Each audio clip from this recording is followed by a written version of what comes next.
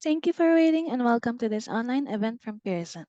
Before we get started, I'd like to go over a few housekeeping items so you will know how to participate in today's event. Before we discuss how to access any associated materials and use the platform, I would like to inform you that this session will be recorded for regulatory purposes and for our quality assurance. Please note that the use of personal AI tools or applications during live events is prohibited. You can access the training materials by clicking the Resources button on your Zoom toolbar below. The link for the training materials will also be sent to you via email from cventraining@pearson.com. You can interact with the presenter and other attendees anytime by typing your questions into the chat box, which is located at the bottom right side of your screen. Please note that anything you type into this window can immediately be seen by other delegates in the room. To enter a question or comment, type into the bottom section of the chat window and hit enter on your keyboard. You may also use the same chat box for assistance in case you encounter any technical issues during the event. That's all I need to go through for now. Our presenter for today is Jill Sims, so it's with great pleasure that I hand you over to her now. Thank you. Please go ahead. Thank you, Mariel. Hello, everyone, and welcome to today's training event. And the focus of today's training event is an introduction to teaching the International BTEC Level 3 in Art and Design. Now, before we get started, I just want to check everyone's in the right place and that this is the appropriate training because this qualification is only available for international centres and is not based on anything that's delivered in the UK. So if anyone with us today is UK based and delivering in the UK, just to be aware that this is the international qualification. Okay, so let's get started with today's event. So this event is designed for anyone involved in the delivery and assessment of this program. So from program leaders, internal verifiers, assessors, anyone that's involved, this is going to give a good overview of the qualification and give you some guidance on key sort of details of the qualification, such as the structure and the delivery approach. And in order to give you that sort of overview of the qualification, this is what we're looking to cover. So we're going to explore the content and the structure of the qualification and how this qualification has been developed. We're going to hopefully talk about the grading, assignment, unit and qualification level. And this BTEC qualification has quite a unique grading process that is quite different from other BTEC qualifications. So we're going to talk about how that works and the assessment methodology that's used, as well as looking at how to write and deliver a engaging assessment. So we'll look at those assignment briefs and how they're developed. Once we have that kind of firm understanding of what needs to be covered, we can talk about how to plan a successful BTEC program and how to quality assure that qualification. So thinking about the internal verification requirements that centres need to put in place to maintain the quality and the integrity of the qualification. Now, throughout today's event, we're going to also have you're going to have an opportunity to ask any questions. And I'm here to help in any way I can. Now, because of numbers in today's session, what I'm going to do is ask that all questions are put to me through that chat box. And that chat window is available there for you to ask any questions or seek clarification as we go through. Now, I will keep looking at that chat box throughout the session and obviously, hopefully, be able to answer any questions as they come up or go back over any materials if you feel that that's necessary. And that is obviously the most important thing from today's session is that you get your questions answered. So please don't be shy in using that chat box. So first up then is a little bit of an introduction. My name is Jill Marshall Sims and my background is teaching across both art and design and media BTEC qualifications within the UK. But I finished teaching a few years ago now, And since then, I've worked predominantly with Pearson. And I've been working on and off with Pearson for many, many years whilst I was teaching. But once I left teaching, I work now predominantly for Pearson in a number of roles. So I obviously work as a trainer, which is my role today. But I also work as a standards verifier, both in the UK and internationally. I work as an examiner and I work with the qualification development team in developing new qualifications. And as such, I was part of the team that helped to develop this qualification a few years ago. So have a really good understanding of this qualification, and hopefully that gives me the opportunity to answer any questions you might have. So that's a little bit about me. Now let's have a go at using that chat box and finding out a little bit about who's in the room today. And there are quite a lot of you. I think we've got about 31 delegates in today's session. So I'd like, if possible, for people just to take a moment, use that chat box to introduce yourself and tell the group a little bit about your experience of teaching BTEC programs. So how long have you been teaching, or how long have you been teaching BTEC? And also use this as an opportunity to ask any initial questions that you might have, or what you are really hoping that we'll cover in today's session. So we see already started. Thank you, Mercy. So hello everyone, name's Mercy. I have been working as a BTEC art and design for 2 years now, so a good deal of experience. Thank you, Mercy. So I'm sure today is just a kind of recap over this qualification and these materials. So thank you for getting us started. If anyone else would like to pop a kind of comment in that chat box and introduce themselves, that would be lovely. So Sarah, from the UK originally, working in Shanghai, but new to BTEC, but currently teaching IB, DP and Art and Design, A-level and IGCSE. Thank you, Sarah. So new to BTEC, then obviously what I'll make sure I do is, so you've done BTEC yourself a while ago, but yeah, new to teaching it. So what we're going to do is obviously I'll try and make sure that I don't fall into that trap of going down the route of using acronyms or assuming understanding around BTEC processes. And so we'll take it really slow, step by step through that BTEC process. So hopefully you get a good grounding of understanding.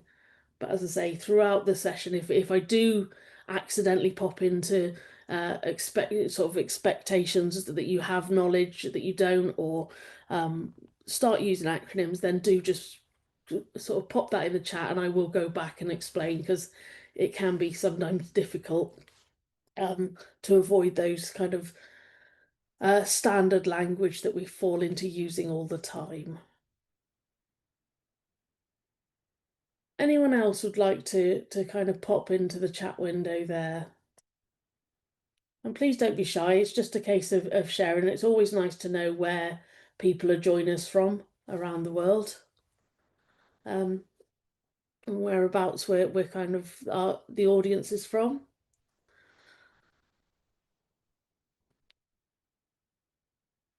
Okay. Zuki, currently the Ivy at the centre, and I've been teaching BTEC for 5 years. Currently teaching the Pearson BTEC International Level 3 Extended Diploma in Art and Design course. Brilliant. So we start to see the size of course you're delivering as well, which is that the largest size, that extended diploma. So thank you for that, Zuki. So a couple more minutes to see if anyone else wants to kind of participate in this kind of chat. Otherwise, we'll move on into the presentation.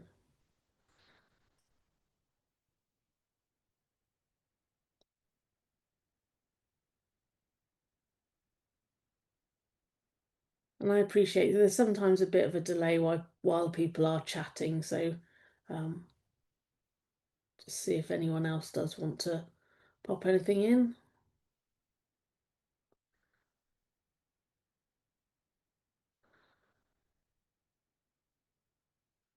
Okay, Well, what I'm going to do now is I'm going to move on, but obviously if you are still typing away, don't stop. Please carry on, and I will obviously pick those up as they come through if anyone else is introducing themselves. Okay, so the first thing we're going to do is we're going to look at BTEC delivery as a kind of overview of that whole process. So from start to finish. So very much a kind of top level view of that delivery process. So every single BTEC qualification will have its own specific specification.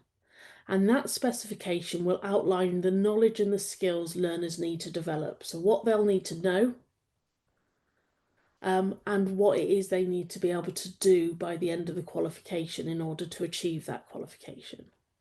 And that specification is going to be a key document for you. And actually, we saw the picture of the specification on the first slide of today's session. And that's going to be your key go-to document. And we're going to come back to talking about that specification in more depth as we go through. Now, as we work through the qualification, learners will complete individual units, and those units can be assessed using either example assignment briefs, which we refer to as EABs, or Pearson set assignments, and they're known as PSAs. So now we start to see some of those acronyms coming in. So we've got example assignment briefs and Pearson set assignments. Now, depending on which unit you're doing will depend on which type of assignment you're going to use. And we're going to talk in today's session about what's different about those two different types of assignment, and also what are the similarities, how do we approach them in very similar ways. So we're going to talk about those as part of today's session. Now, once learners have completed that assignment brief and undertaken the project in the assignment brief, they'll submit their work, and that work is then going to be internally assessed by centre assessors using the criterion that's in the specification. So there is a list of, or a criterion matrix as part of that specification, and learners are assessed against that same matrix for every single unit. Now, that's one of the key difference between this qualification and the majority of other BTEC qualifications, is that we have, for this qualification, very much a single assessment matrix that learners are assessed against repeatedly. For most other BTECs, every single unit will have its own distinct set of criterion, but that's not how this unit or how this qualification has been designed. So Sarah, no, it's not assessed by someone else. It is assessed by the teacher using that assessment criteria that's in the specification. So it is internally assessed by the centre assessors. Even when we're talking about those Pearson set assignments, they are still internally assessed by the centre assessor. So if in that sense, you've got to see this as almost like 100% coursework qualification. Now, once that assessment has been completed, a sample of the assessment decisions are internally verified, so they are checked by someone within your same centre. So someone will have that internal verification role to look at those assessment decisions and make sure that they are being applied, or that standard is being applied accurately and consistently across all your assessments. And then at least once a year, but sometimes twice, Pearson will engage with centres to verify appropriate standards are being applied. So they will do that external quality check to ensure the accuracy and consistency of that application of the standard. And at the end of the qualification, once all the units have been completed and assessed and everything's been done, then providing there are no compliance issues and that the standards verifier has released the programme for certification, then centres can claim certificates for those learners who have successfully completed the programme. So, as I say, that's very much a high level view of the delivery approach for BTEC qualifications. So let's now have a look at this qualification in a bit more depth. Um, and Sarah, yes, essentially it is still based on that kind of past merit distinction approach. But as I say, it's a slightly different methodology, which we're going to look at in today's session, where we're not marking it at whole unit level, we mark at criterion level. And as I say, we're going to go through that in some more detail. And actually, it's not that far different from perhaps what you see in sort of GCSE and A level in terms of how that matrix is applied consistently. So, like I say, we'll get into that in some more detail when we get there.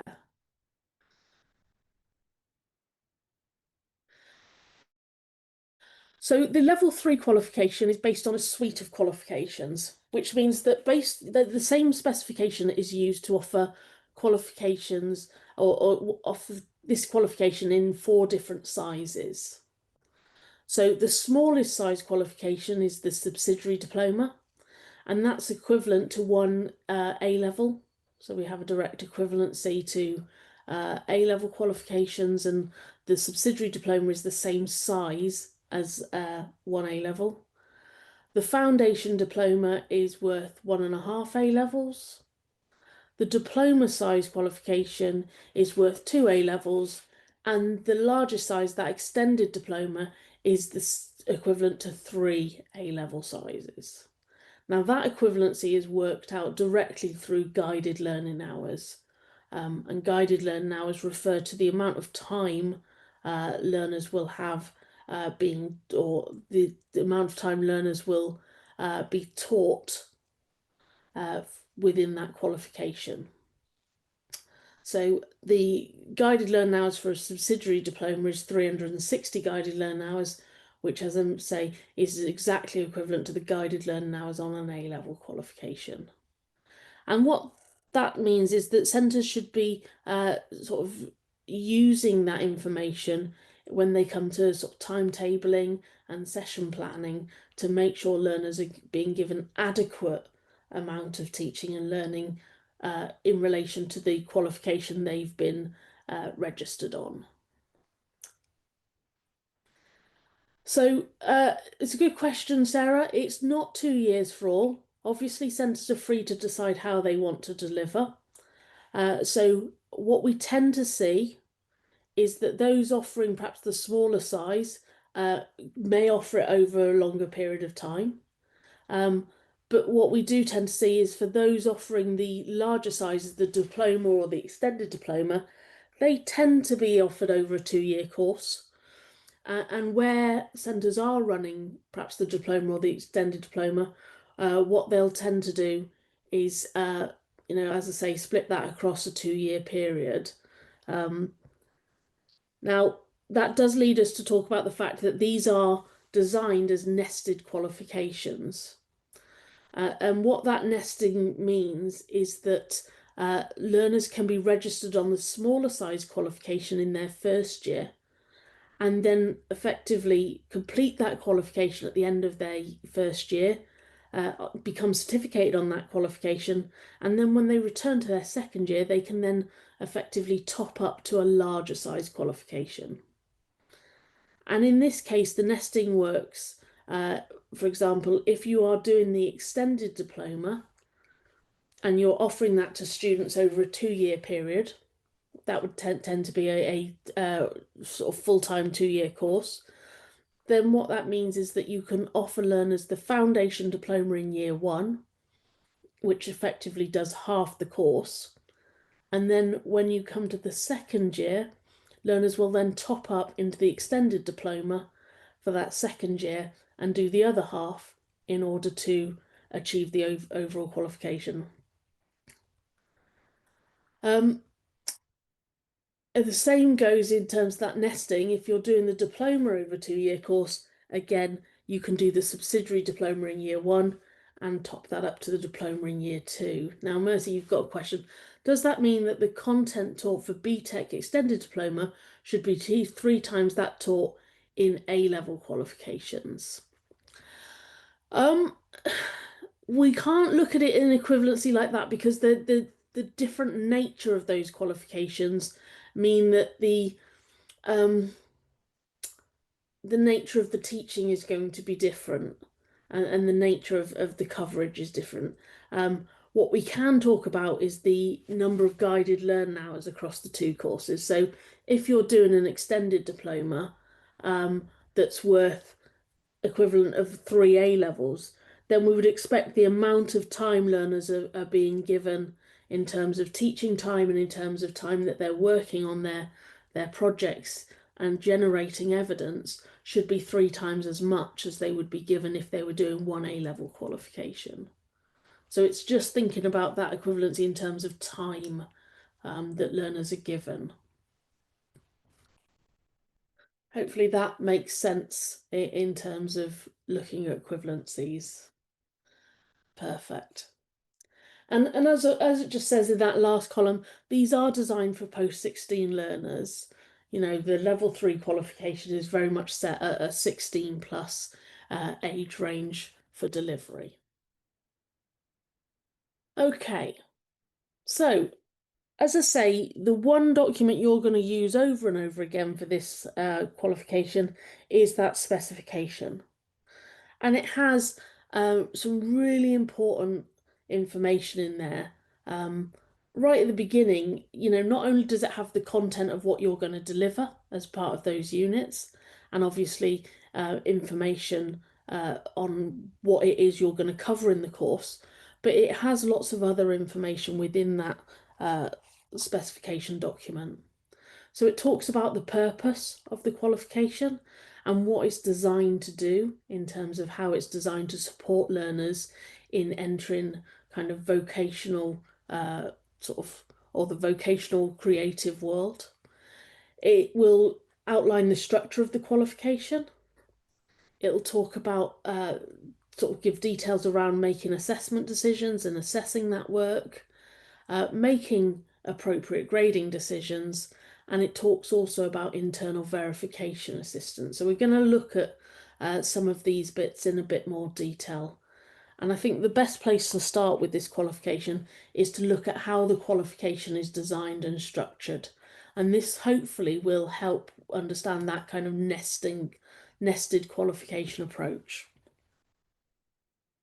So this qualification structure, and this is directly from the specification, outlines how that qualification has been put together. So overall, the qualification is sort of developed or split into two teaching and learning modules. You've got Module A, exploring and developing art and design skills, and Module B, advancing creative practice. And we can see that in that first column of the grid. Now, if you are doing, and across the top we can see the different sizes of qualification. If you're doing the smaller size qualifications, either the subsidiary diploma or the foundation diploma, then you will only do Module A of the course. If you're doing one of the larger sizes, the diploma or the extended diploma, then you will do units from both Module A and Module B. And what we tend to see, and what we would expect to see, is that if you are doing those larger sizes, chances are you're doing them over a 2-year period. And if you are doing those over a 2-year period, then what we would expect to see is Module A being delivered in that first year and Module B being delivered in that second year of the course. Now, each of those modules are split into a number of units. So we can see there in that second column, Module A is split into 3 units. So we've got A1 skills development, A2 responding to a brief, and A3 creative project.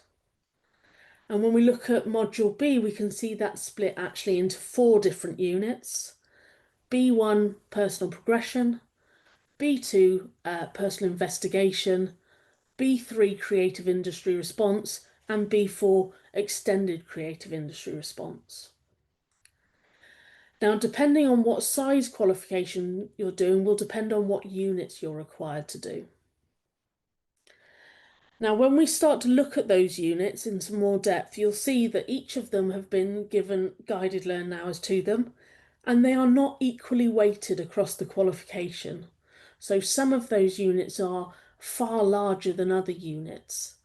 And we use that information, that guided learn now is associated to the units, to define how we split up the academic year and how much time relative to each other's should be spent on those individual units. So if we look at Module A, you'll see that for A1, that first unit that's delivered as part of this course, we've got 270 guided learning hours. So by far the largest unit in Module A is that skills development unit. The second unit, A2, drops right the way down to 90 guided learning hours. And then obviously for the creative project, A3, that's 180 guided learning hours. And as I say, if we split that whole time period of 540 guided learning hours, it looks at how we sort of divide up that time, that teaching time, and how much time we should spend on each of those units respectively. Now, when we look at Module B, we see that things are reversed slightly. So those first two units in Module B, B1 and B2, are both quite small in terms of 90 guided learning hours, with those B3 and B4 being much larger, and in fact B4 being 360 guided learning hours in total. So much, much larger than all the other units within the qualification. And as I say, again, that's about thinking about how we divide up that time, how much time we should sort of attribute to each of those units in turn. Now, a couple of key features to be aware of in terms of this qualification is firstly is that the units are very much designed to be delivered in the order that they are written in the spec. So every centre should start with A1, then move on to A2. And then obviously, depending on the size of qualification, you'll decide whether that's, if it's the foundation diploma or the extended diploma, you'll then move on to A3. If it's the diploma size, you'd move on to B1 and so on and so forth. So the order that they are written in the spec is the order that they are designed to be delivered. And that's really important for this qualification because although learners are going to be assessed against the same criteria repeatedly through the qualification, the expectation on those units is seen as progressive. So it grows as we go through the qualification. Those expectations in terms of the quality and the sophistication within that work will grow based on the wording in the learning aims. And we'll talk about how that works in a bit more detail later. But it's important to note that they are designed to go in that order. And the other thing to be aware of, obviously, there is no optional content here. Those units are mandatory. So unlike other qualifications where there's lists of optional units for centres to choose, there is nothing like that in this qualification. The units are all mandatory within that specific size of qualification.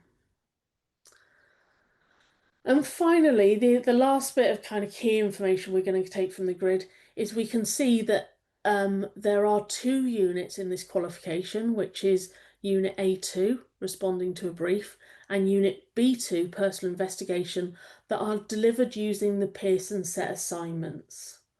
So when I said earlier that we have EABs, example assignment briefs, and we have PSAs, Pearson set assignments, then we can see here that it's A2 and B2 that are the Pearson set assignments, and all the other units can be delivered using those example assignment briefs. So lots of key information in terms of that structure document, and the perfect starting point when it comes to planning your programme.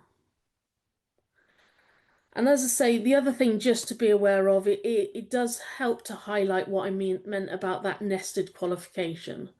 So if you're registering learners on the diploma, you can register them on the subsidiary diploma in the first year. They can do units A1 and A2. They can then get a certificate for their subsidiary diploma. They've completed that. Then when they return in their second year, you then have the option to top up those learners onto the diploma size by then in the second year completing unit B1 and B3, and that would then give them their overall diploma qualification. Similarly, if you're planning to do the extended diploma, you can deliver the foundation diploma and do those all three of those Module A units in year one. And then in year two, again, topping that up to do B1, B2, and B4. So it gives those options. Okay, before we move on from this kind of qualification structure, are there any questions around that or anything anyone would like to ask?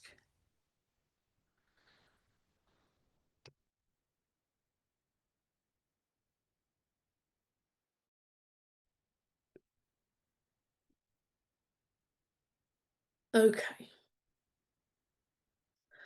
So as I say, what we're going to do is we're going to use the information within that structure document to start thinking about how we might deliver that qualification. And as I say, these units are designed to be delivered in consecutive order, and it allows you an opportunity to think about how much time you're going to spend. And this is very much a centre choice about how you divide up your academic year, how long you spend on each unit.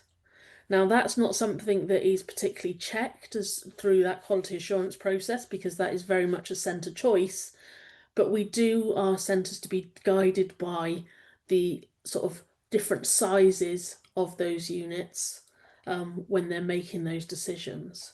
But it does allow for kind of compressed or extended unit delivery models across the thing. So we can see here a diploma qualification where we've got A1 and A2 being covered in year one.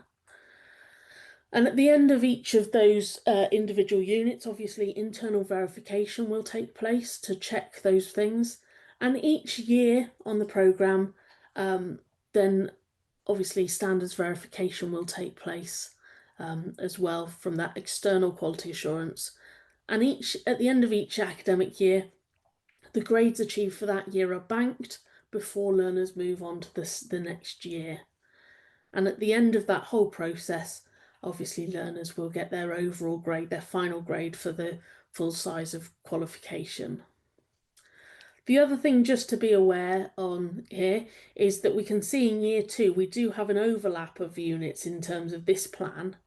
And that is particularly relevant or potentially could be relevant when we look at those second year modules where we often see unit B1 that's all around personal progression is often sort of overlaps the delivery of other units, and that's perfectly acceptable as long as we're aware that obviously we cannot co-deliver any of these units and learners will have to develop an individual portfolio to cover each unit. But there is possibilities for that overlap to happen. So Sarah, you said, so the subsidiary diploma is for students who are unsure about studying art or want to study a mixture of A levels and subjects. Why would a student choose extended over the diploma? So in terms of, Sarah, I suppose the easiest way to look at it is if students are looking to progress into, say, university placements, I suppose the easiest way would be an extended diploma is obviously a larger size qualification. It offers, certainly for the UK, it would offer more UCAS points in terms of being eligible for entry into university status because it's a larger qualification. It's worth, obviously, rather than two A levels, it's actually worth three A levels.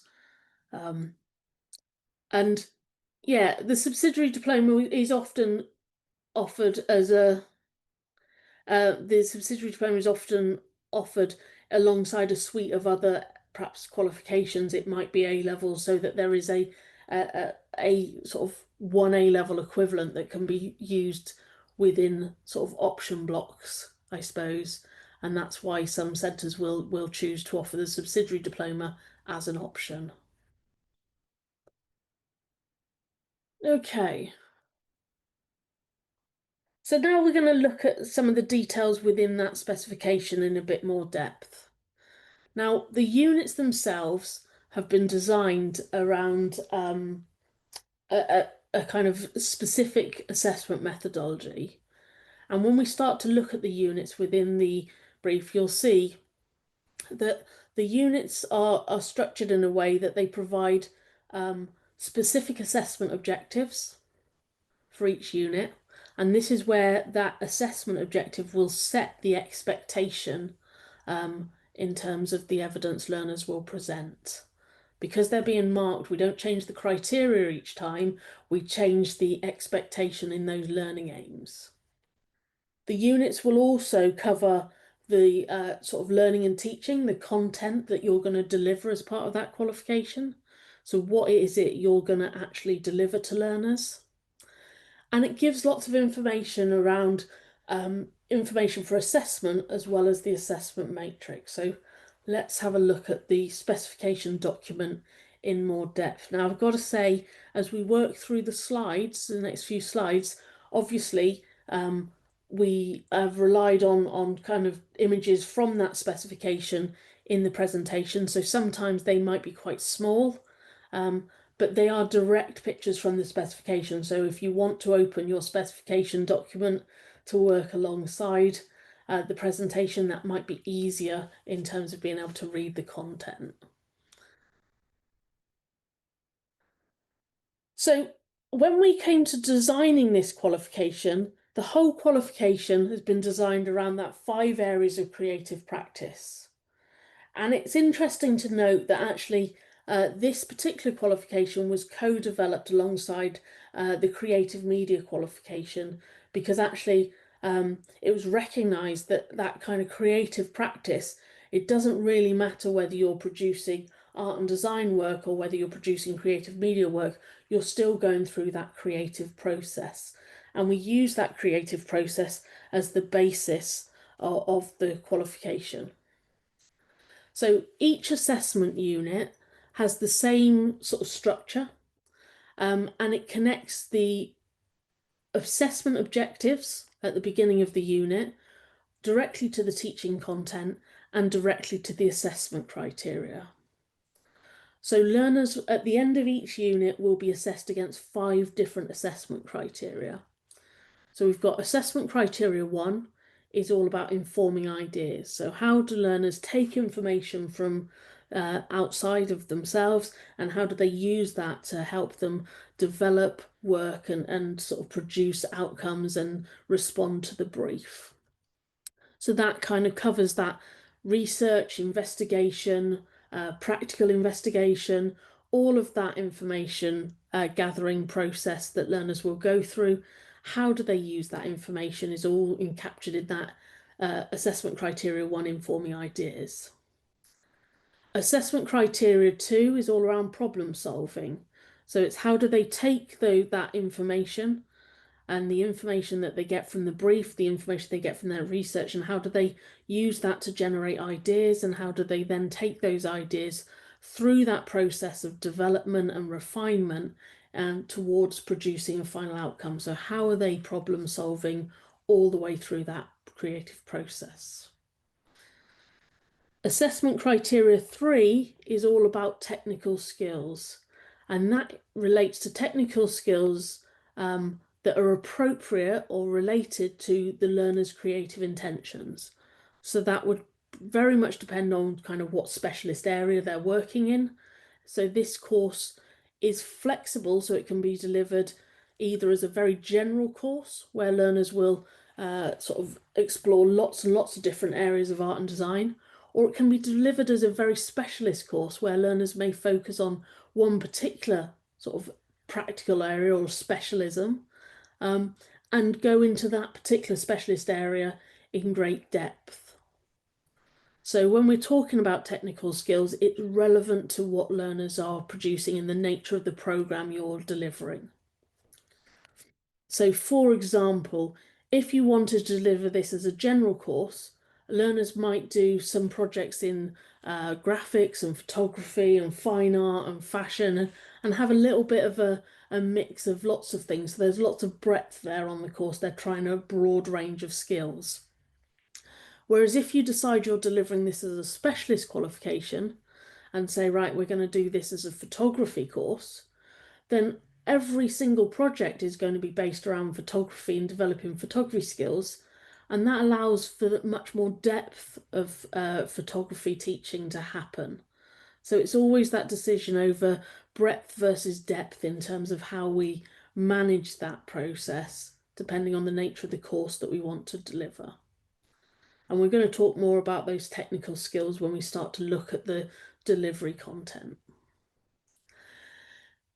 Assessment criteria 4 then is all around professional practice.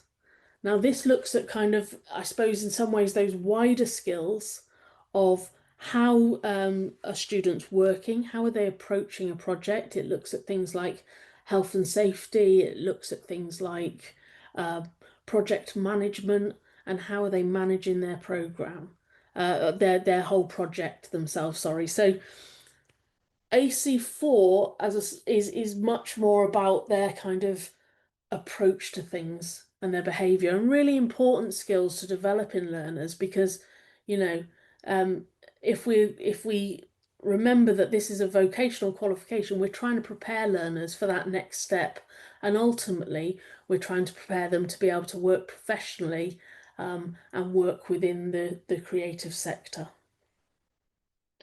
And then the final criterion is all around communication. So assessment criteria 5 refers to how learners are communicating.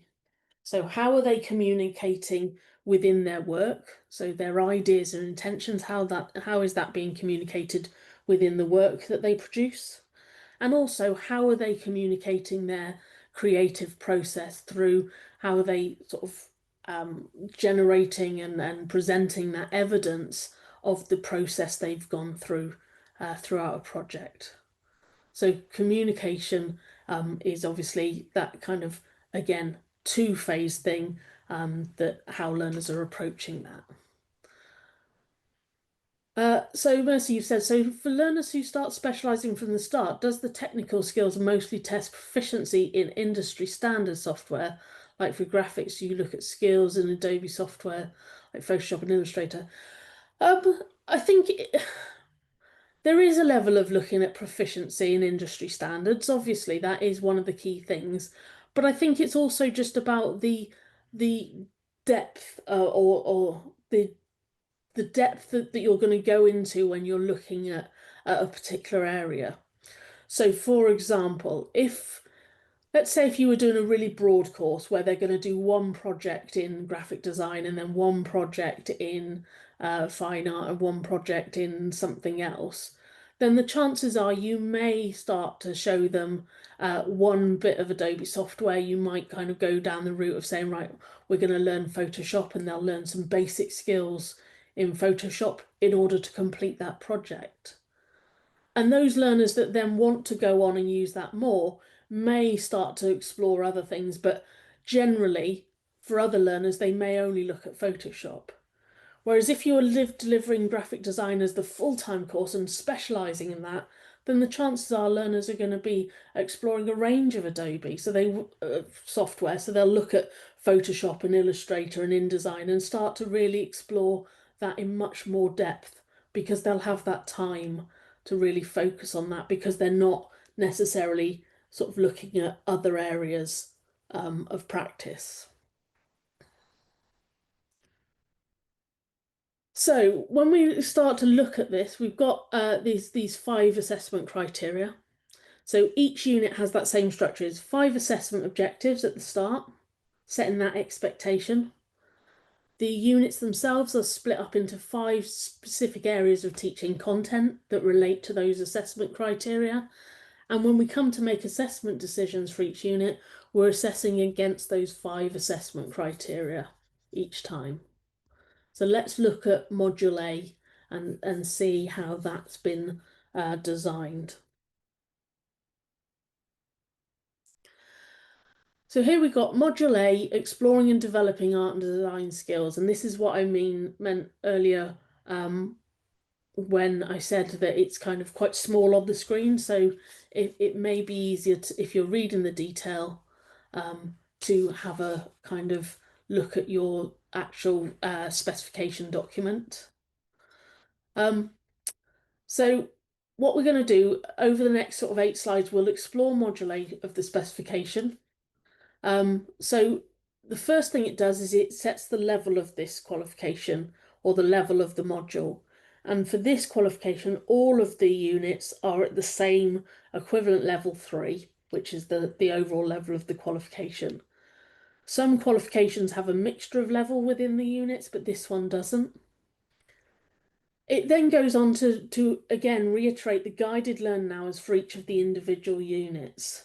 So we can identify that A1 is 270 guided learning hours, A2 90 guided learning hours, and A3 180 guided learning hours. Um, and it's important to obviously be aware of that when we're looking to divide. Oh, Sarah, you're saying where can you download the specification document?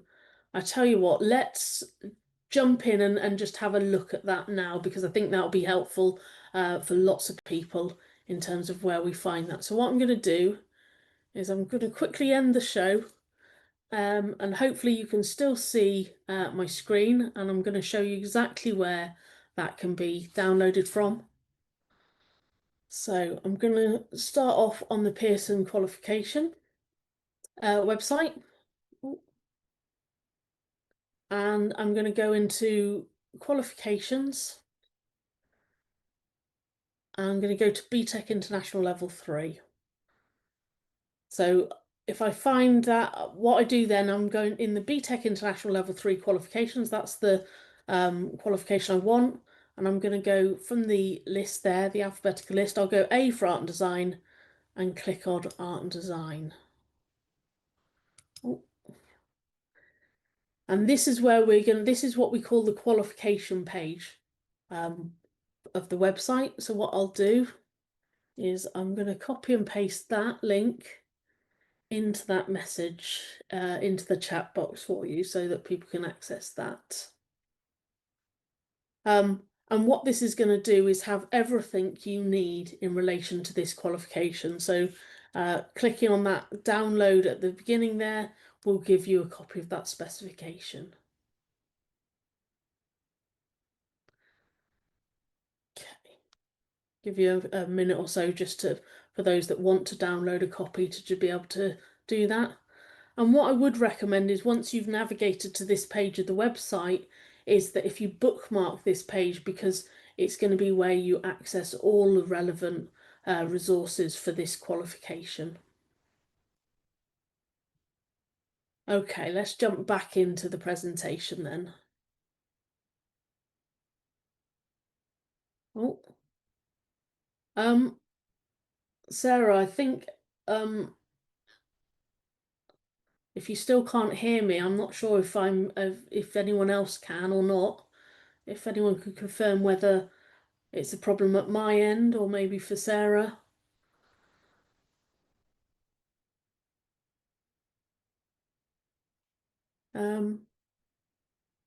Okay, thank you.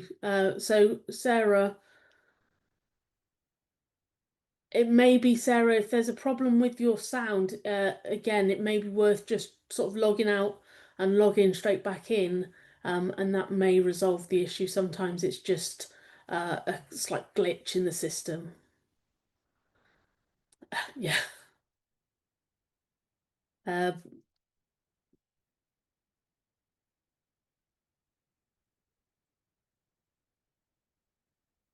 okay, right. Let's go back into the presentation then and start talking through this module. So what this does is it breaks down this initial introduction into the module, breaks down the expectation for those individual units that are covered. So general introduction to the module, and the difference between those 3 units in the module.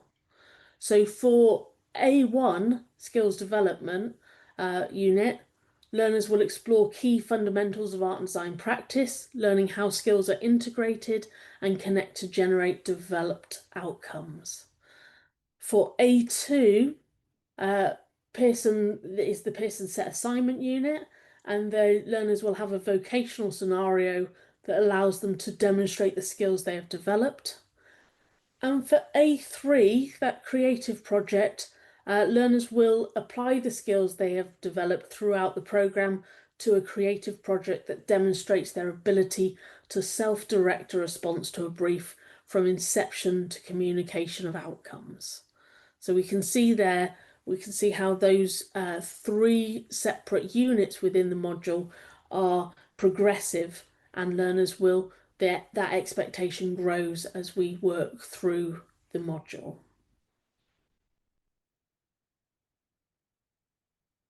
Okay. So let's have a look then at the next page of the specification. So as I say, in the module, it talks about the assessment summary, just identifies which units are related to which size qualification. But the other thing it does is it provides you with the individual assessment objectives. Um, Sorry, and then it provides the assessment objectives for those 3 individual units. Now, this is again where we talk about the kind of progressive nature of those units and why it's important to deliver them in the order that they're written. So for A1 skills development, we can see we've got the 5 assessment objectives there, each related to the individual criteria. And what we see is that for A1, the language used says explore and develop investigation skills, explore and develop problem solving skills, explore and develop creative technical skills. So each of those assessment objectives have that explore and develop as the expectation. And that highlights what we expect to see learners doing. It's an exploratory unit, it's a chance for them to develop new skills and learn new skills as they go through a variety of different assignment briefs. When we look at that second unit, Unit A2, that language changes. So it's not about exploring and developing anymore. This is, at this point, they need to use. So it's use problem solving skills, use technical skills, use professional skills. So we've moved away from explore and develop into use. And again, as we move into that third unit on Module A, that creative project, A3, then what we can do is see that we're no longer just using them. There is an apply problem solving skills in response to a creative brief, apply technical skills in response to a creative brief. So we've moved into that application process. And for me, application then it sort of definitely sort of indicates a greater sense of purpose and a greater level of independence. Learners should be independently applying the skills they've learned across the course to that project for that A3. So that's what we mean by that progressive nature of those learning aims. Now, when we start to look at the content of the course, and what we've got to remember is that we're looking at the whole of Module A. So for the smaller size courses or the smaller size qualifications, this is the entire content for the whole course. And when we're looking at those larger size qualifications in terms of the diploma or the extended diploma, we're looking at the content for the entire first year of the course. So this is what you're going to cover with your learners. This is the expectation of what they should know, what they should understand, and what they should be able to do within that module. So as we see, the teaching and learning content has been split in exactly the same way across those 5 criteria. So the first criteria is informing ideas, and we can see that that is split into 2 main sections. So it talks about learners interpreting a brief, a set of constraints, or creative problem. So how do they take that information they're given within an assignment brief, and how do they start to use that and to inform their own work and their own process, and their own response to that brief. And the second part of that is investigating and analysing information and work. So that very much looks at that kind of research process of how they are investigating the work of others, investigating maybe it could be investigating a theme, investigating a client, investigating work that or similar work that's out there, similar design works that are available, whatever it is, but it's how they're gathering that information and how they're using that information. The second criteria is all about problem solving, and that's split into sort of 4 main areas. So we've got ideation, how are they sort of generating ideas for their project? Generating concepts, visualization, and prototyping. Design iteration, and that talks about that kind of process of development and refinement and how they move that from an initial idea through towards their final production. And obviously, as an ongoing process, it's that testing, review, and reflection on their own work as they work through the project. So that's those first 2 assessment criteria. And again, learners are going to revisit these skills and revisit this information repeatedly throughout the qualification. Now, when we look at assessment criteria 3, that's slightly different from the other criteria because technical skills has been split into a number of different areas. So we've got there, that technical skills area is split into image and mark, fashion and wearable, product and usable, usable product, moving image and lens, experience, text and sound. So we've split that area of creative sort of practical skills really into different sort of subsections, which help to kind of box those into kind of different categories slightly. Now, the important thing to note around those technical skills, as it says in the specification itself, is let's read that. It says learners may use and integrate any content in and or across areas of technical skills practice. So there is no requirement to address all content in any given category of technical skills. All technical skill content is indicative and not exhaustive or exclusive. So this particular area of the specification is not something you have to cover extensively in terms of covering it all or choosing an area and covering that in total. You pick and mix or pick and choose the bits that are relevant to your learners and the kind of projects they're doing. So, for example, if you are doing let's say you're delivering a fashion course, then the chances are that fashion and wearable section, you might do quite a bit of that and cover quite a lot of the skills listed in that area.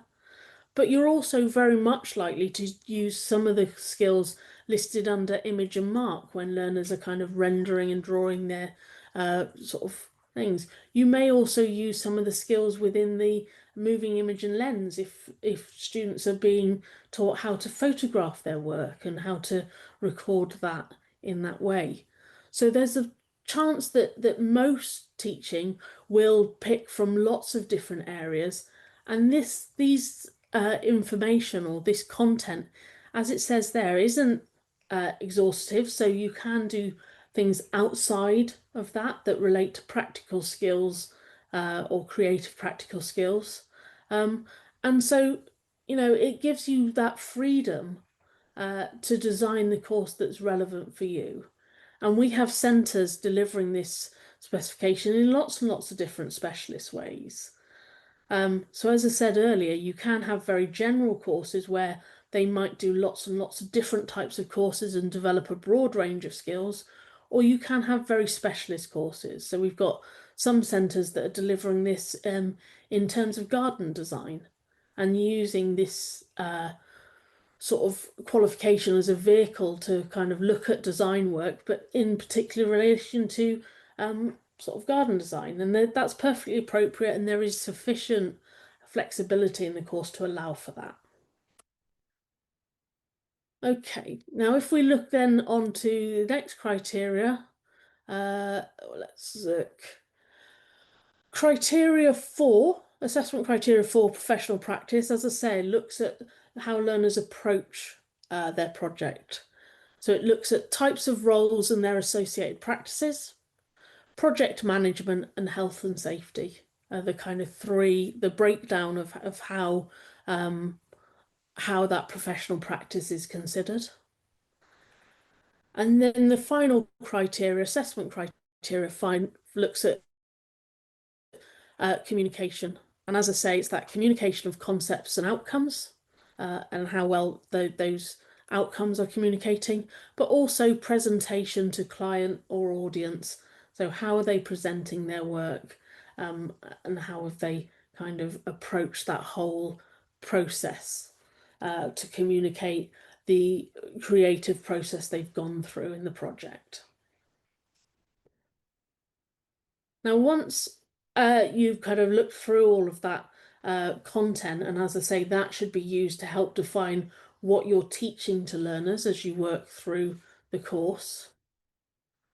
Obviously, when it comes to assessment, then learners will be assessed on a portfolio of evidence produced in response to each unit. Now, we're going to talk about the different units and how they can be approached in terms of assessment later, but just for now, it's important to note that for Unit A1, learners may well produce or produce work in response to multiple assignment briefs for Unit A1, and that's perfectly appropriate.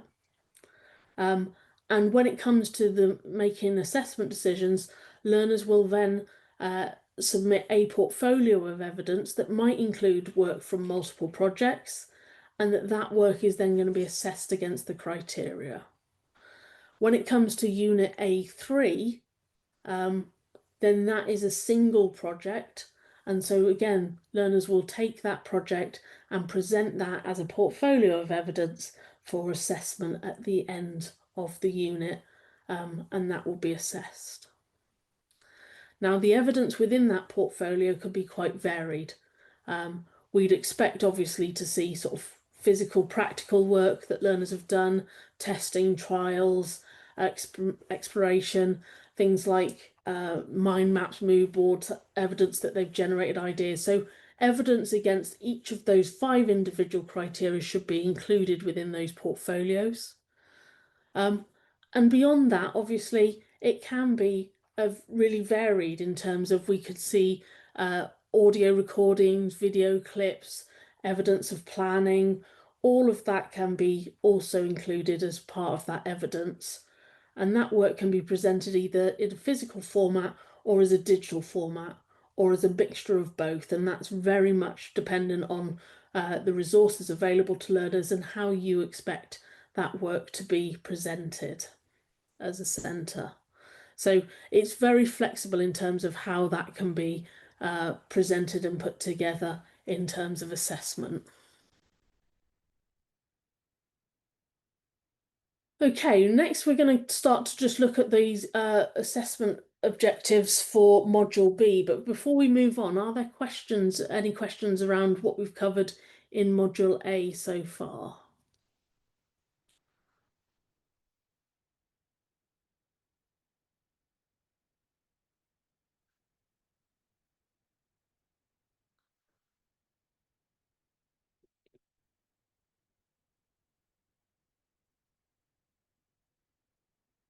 Okay, let's move on and look at those learning aims or learning assessment objectives for Module B.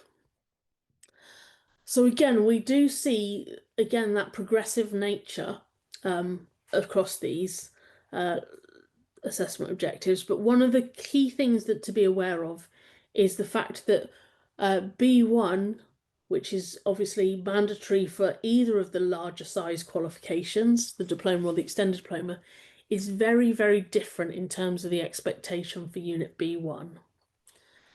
So when we're looking at B1, that whole unit is around personal progression, and it's designed very much around an opportunity for learners to explore their own plans for progression. So the assessment objectives, when it comes to informing ideas, it's inform ideas for progression into creative careers. So looking at that industry, looking at progression routes, looking at next steps in terms of perhaps university applications or applying if there are opportunities to go straight into the industry, what opportunities are available. It might be looking at, you know, where they want to go, what they want, how they want to get there. So that's that informing ideas.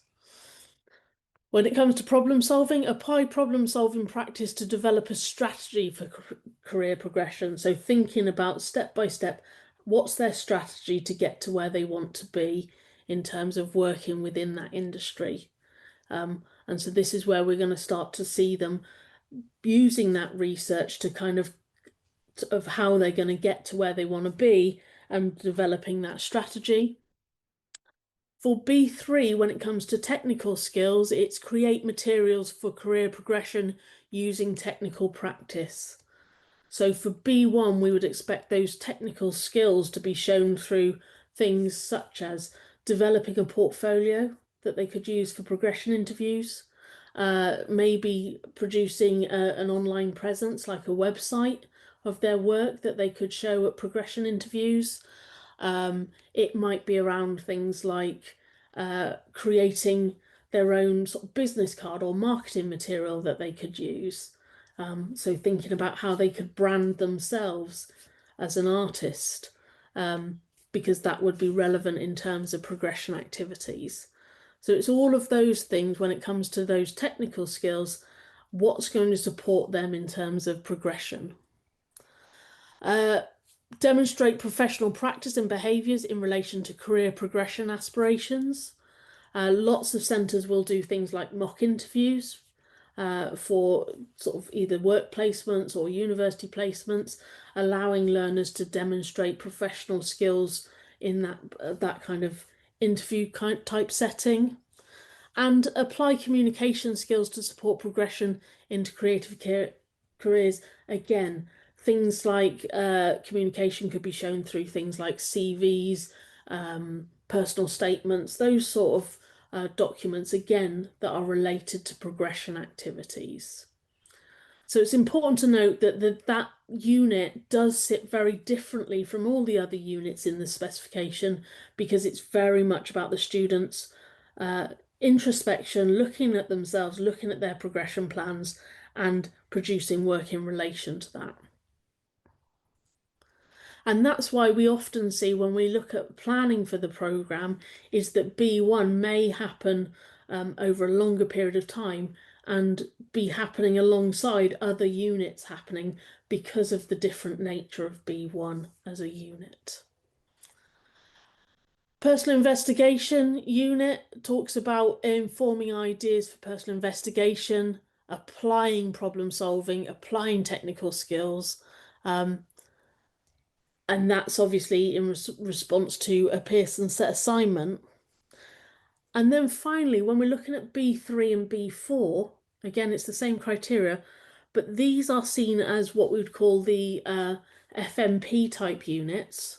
Obviously, the B3 unit is for those on the diploma size, and the B4 is those on the extended diploma size qualification. And those FMP or final major project units are seen as kind of something that's sort of student-led much more. These are self-negotiated projects, and learners are required to write their own project proposal for those units and propose exactly what their plans are. So although you will still issue learners with an assignment brief, learners then need to produce a project proposal at the start of those units to articulate how they're going to respond to the brief and what their plans are in terms of that project. And that's where we see that again, that's that step up into learners being much more independent and self-sufficient in terms of their practice. Uh, so Mercy said, is it mandatory for students to go for job shadowing after or before B1, which time is appropriate? It's certainly not mandatory to go on job shadowing. I mean, if there is that opportunity for learners to do that and there is that availability, then I think it's great in terms of vocational nature of that.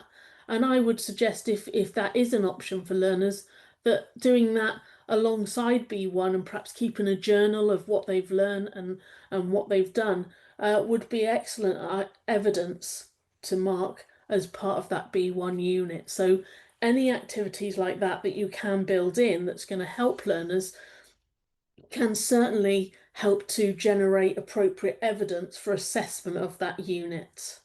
So B1 in terms of that work shadowing would give them an excellent opportunity to not only demonstrate professional practice and behaviours in relation to career progression, but it also allows them to inform their own ideas around career progression because they get proper insight into what that would be like working within the industry. But as we know, it's not always easy to find those kind of placements for creative subjects. And so, if necessary, it may well be that that's not appropriate or that's not possible for all learners. Okay, so the next bit that we're going to look at then is we then see that the assessment criteria.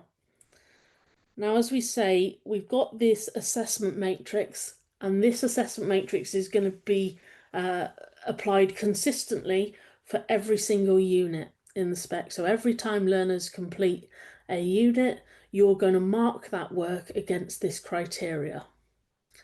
Now, in the first column, you can see we've got the 5 criteria listed from AC1 informing ideas right the way down to AC3 communication. And across the top in that first row, we can see the achievement rate. So we've got a U grade, which refers to work that's limited or insufficient. We've got a pass grade that talks about work being generally competent and adequate. A merit, where we're referring to work that's clear and effective, and a distinction that refers to work that's accomplished and thorough. And learners will receive an individual grade for each of those criteria. So they'll get a grade for informing ideas, a grade for problem solving, a grade for technical skills, and so on. So at the end of each unit, rather than have a unit grade, they actually have 5 different grades for every unit. Now, this allows for students to have a bit of a spiky profile. So they could be better at some bits of that creative process than they are at others. So you might have a student who's really technically very proficient and does some great technical, shows off great technical skills, but actually their sort of research and how those ideas have been informed are perhaps a lot weaker. So they could get a distinction for AC3, but may still only have a pass for AC1. And it allows, as I say, this spiky profile to be perfectly appropriate. And learners will take everything they achieve on these qualification, every single grade that they get contributes towards their final qualification grade. So Sarah, if a student fails an assessment, can they repeat it? Essentially, yes, they can. And we're going to talk about the assessment rules in a bit. When we come in just a bit later. But yes, essentially they can still do that.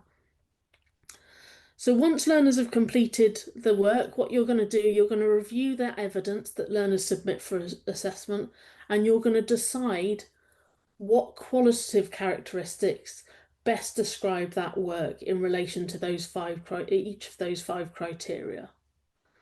And what you'll notice is that the pass level sets a kind of minimum standard. So that's what we expect.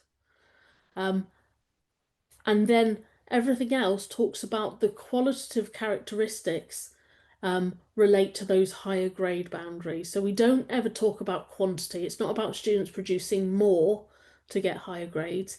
It's about them doing it better. And so we always make those decisions based on the quality of work and not based on that quantity. Obviously, learners have to produce a sufficient quantity of work to be able to make assessment decisions, but once that quantity has been hit, once they've produced a sufficient body of work, then it's all based on quality as to whether they achieve the pass, the merit, or the distinction. So it's differentiated by the outcomes or the submission of learners. And what you're, as I say, you'll make those individual decisions against each of those criteria. And it's important to note that obviously those criteria, again, are related back to those assessment objectives. So if we look at, for example, let's say AC1, that informing ideas. So at a pass level, we would expect to see generally competent research and investigation used to interpret briefs, develop ideas for work and inform plans for progression, showing adequate understanding of industry and the work of others. So obviously where it talks about inform plans for progression and understanding the industry, that relates specifically to B1, obviously less relevant for some of the other units. If we look at then the merit criteria, the same assessment criteria, if we look at the merit standard, it's effective research and investigation skills used to interpret briefs, develop ideas for work and inform plans for progression, showing a clear understanding of industry and the work of others. So rather than generally competent, it's effective. And what we have is, we see an adequate understanding at pass to a clear understanding at merit. So once learners have then achieved, obviously, or once that work has been assessed and we've got that list of grades, it's then that same process is undertaken for each subsequent unit in the spec until you have that list of 5 grades for every single unit that learners undertake. And as I say, all of those will contribute to the learner's overall qualification grade. So what we're going to do now is we're just going to talk a little bit about planning the programme. And I've already said earlier about the fact that we use those guided learn hours as exactly as they're planned as guidance on how we divide up the time. So if we were looking at an extended diploma in art and design delivered over a 2-year period, this is just one possible delivery approach. And what we see here is we see how that academic year has been potentially divided up. And this is, as I say, just a suggestion or just to illustrate this process. So for Module A in Year 1, we can see that half of that Year 1 is taken to delivering Unit A1. It's the largest unit in the module. And so learners will spend the half of their first year just covering Unit A1. Then they go on to do A2, and that's about half a term spent on Unit A2. And again, this is based on that 3-term structure. And then that final term is given over to that A3 creative project. When we go into Module B, that's flipped around, and we spend half a term doing B1, half a term doing B2, and then a full 2 terms is given over to that final unit, that B4.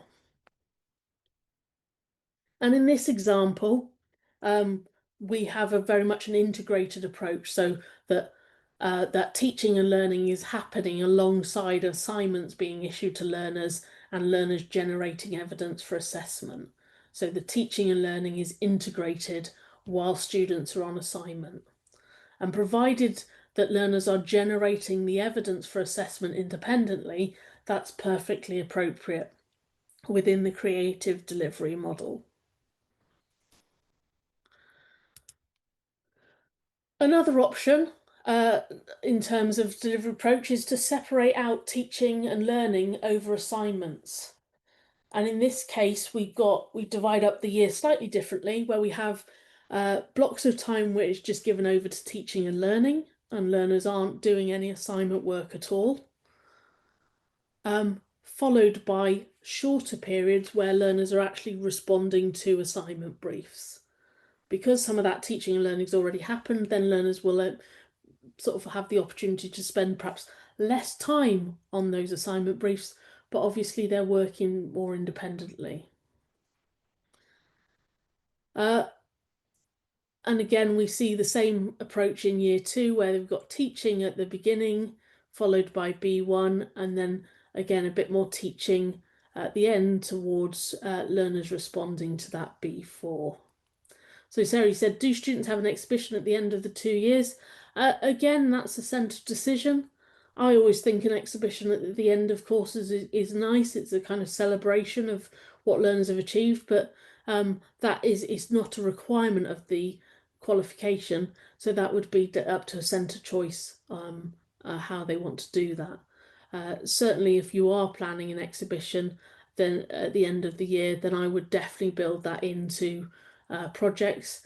You know, if you're having the one at the end of each year, then I would build that into your A3 and B4 assignment, so that learners know that the expectation is that work will be exhibited as part of the programme.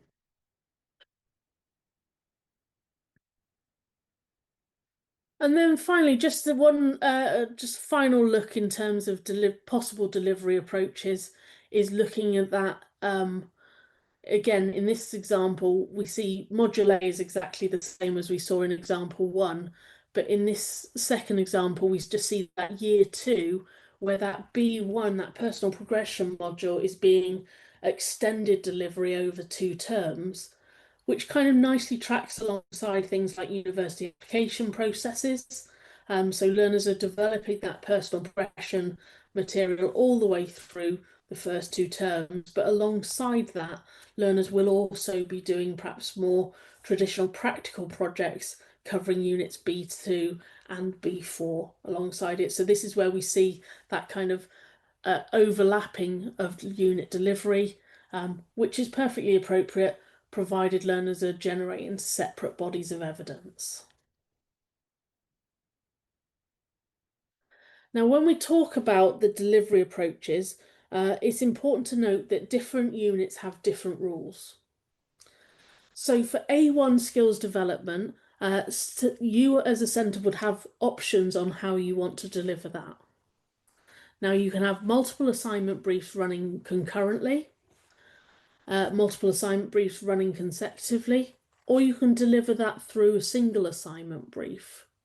One might have a series of different tasks looking at different areas, and one might just be a single assignment brief that students are responding to. So there's huge amounts of flexibility. Now, I would say the most common approach to A1 skills development that I've seen is where that's divided into multiple assignment briefs. And so, again, the nature of those assignment briefs will depend on the nature of your programme.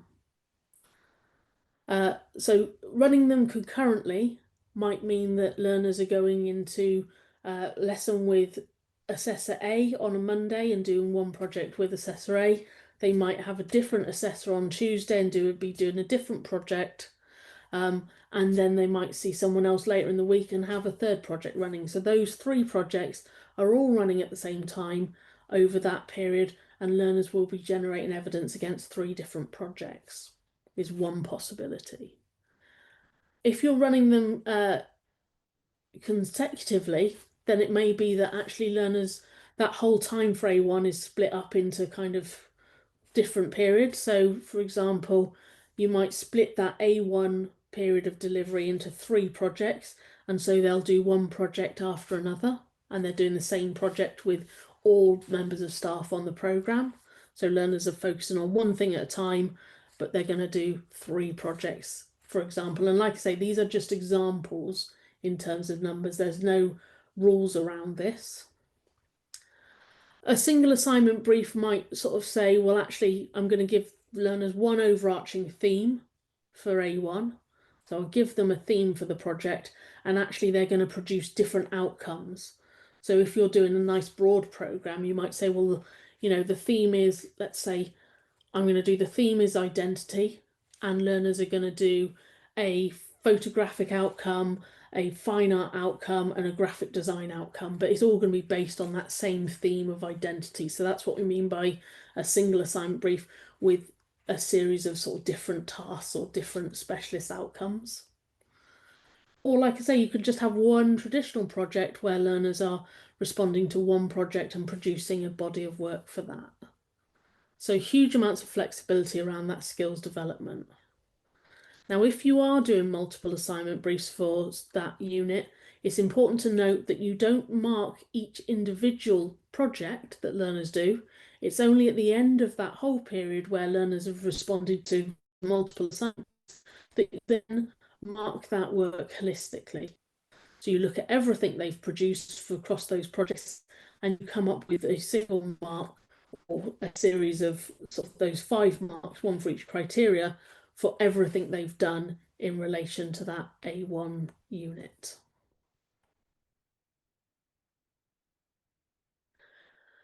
For units A2 and B2, they are assessed through a single Pearson set assignment. So there's a one assignment brief that learners will respond to for each of those A1 and A2, A2 and B2 units.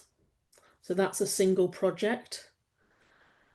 B1 as a project is likely to be assessed through a single assignment brief, but there are possibilities that for you to do multiple assignment briefs if you wish. But again, those activities are very much focused on those progression activities as we've just discussed. And then finally, for A3, that must be assessed through a single assignment brief. So there must be a single project issued for A3. And then for those B3 and B4, again, it's a single assignment brief, but it does require learners to produce a project proposal. And those assignment briefs, when we look at the example assignment briefs a bit later on, then what we need to understand is that those project briefs could be interchangeable. So a project that you do for A1 for one cohort, you might decide to use that same project brief for A3 in the next year's cohort. So those briefs are interchangeable, and it's the expectation in the learning aims or the assessment outcomes, the assessment objectives that define what's expected. And we would expect that as we go through the course, that work becomes more advanced or sophisticated, that is demonstrated in sort of those earlier units. Okay, any questions so far around delivery approaches?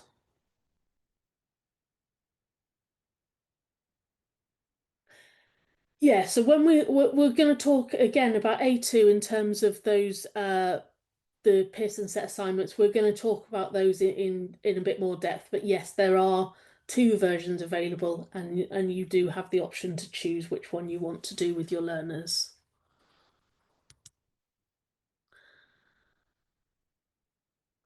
So when we're talking about sort of engaging sessions, we obviously want our sessions to be engaging for learners. And so delivery should directly reflect the assessment objectives and the type of content being delivered. Okay.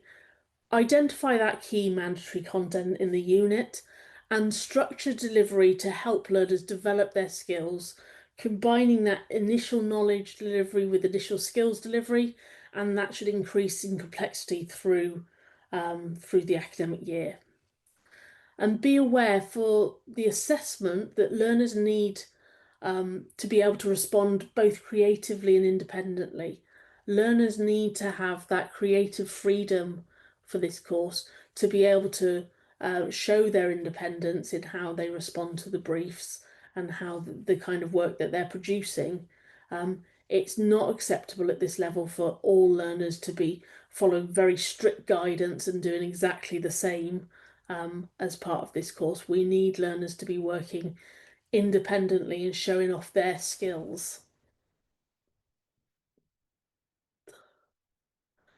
And as we say, it's about reflecting the industry. These are vocational qualifications, and that's why they sit separately from perhaps A-level, GCSE, and those kind of general qualifications. So we should always try to build in external links. Using live client briefs or competitions is a great way to sort of engage with that kind of industry expectations. And you already talked about work shadowing or work experience opportunities. If they are available, then great. They're brilliant for students, but they can be challenging. We know that.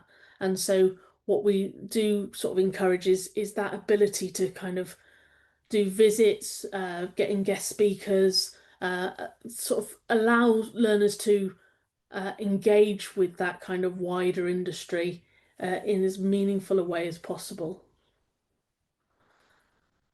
Um, so Mercy, you said, do all students for a particular year have to work on one assignment brief, or can they work on different according to their specialisation? Uh, so for units A1, A3, and B4, no, you can have flexibility. So learners could be working on different assignment briefs, and you could have options within assignment briefs for learners.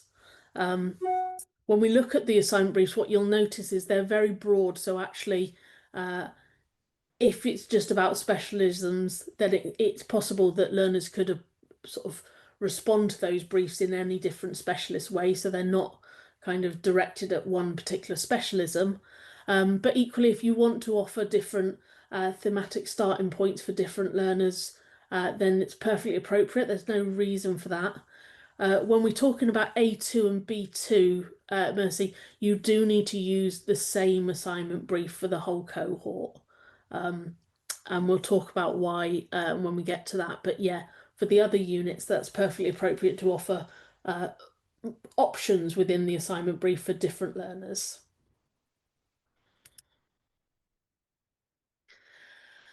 And again, just again, that reiterating holistic assessment, the idea is that we want to maximise the potential for learners to be able to achieve on the qualification.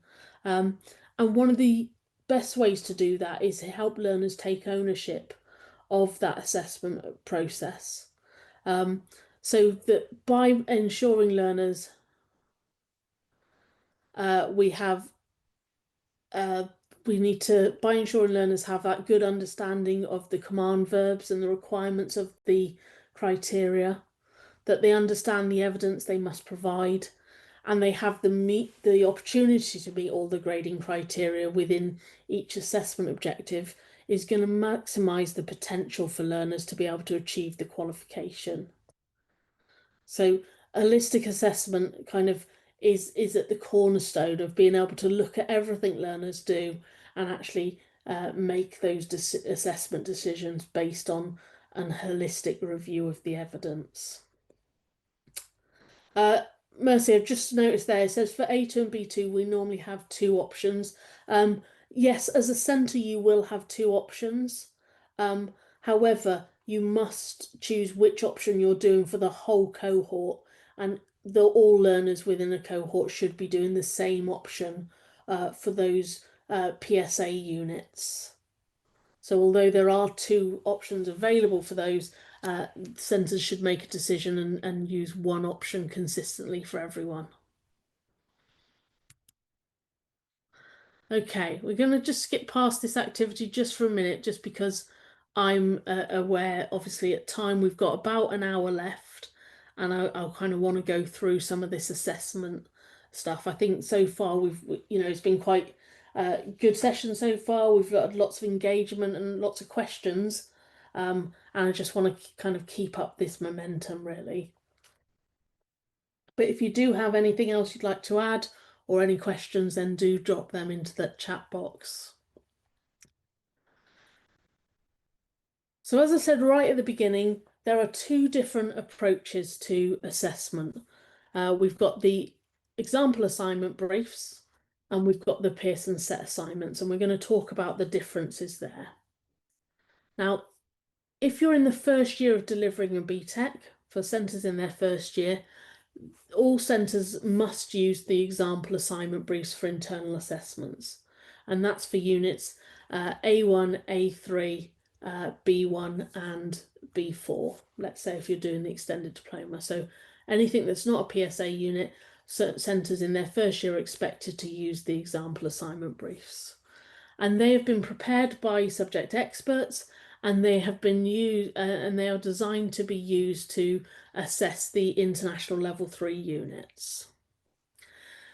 But even if you're using those example assignment briefs, you can still help to contextualise those units and make amendments. So you can contextualise the assignment brief for local relevance. You can amend the evidence requirements and what it is learners are expected to submit, and what format that's going to be in. And you can adapt the resource recommendations to reflect the kind of resources learners will have access to. So you can still make amendments to those example assignment briefs, even in your first year, to make it sort of more appropriate for your learners. But essentially, you're going to use that format in that first year. Now, the example assignment briefs were written right at the beginning when the course was first developed, and they won't change year on year. So those same example assignment briefs are consistently available for centres to use. Now, the example assignment briefs, they're not the Pearson set assignments. As I say, these are just available on that Pearson website for centres to utilise as they wish to, and you can use the same example assignment briefs year on year with your learners. So let's have a look at one of those example assignment briefs now. Now, the example assignment briefs have been a couple of things to be aware of. They've been developed in a very particular format to sort of complement the design of this programme. They've developed as PowerPoint documents, so they're downloadable as PowerPoint so that they're easy to edit, easy to add lots of imagery to, and also easy to present when you're issuing this to learners. You can present it at the front of the classroom and talk your learners through the work. So this particular assignment brief is available for unit A1, A3, B3 or B4. So we said that these assignment briefs are interchangeable. And as I said, this qualification was developed alongside creative media. So this assignment brief is appropriate for use either for art and design or creative media. So if you're going to use this assignment brief, the first thing you're going to do is edit this front page to remove reference to creative media, because that's not the course you're delivering, and to identify which unit it is you're covering in the assignment brief.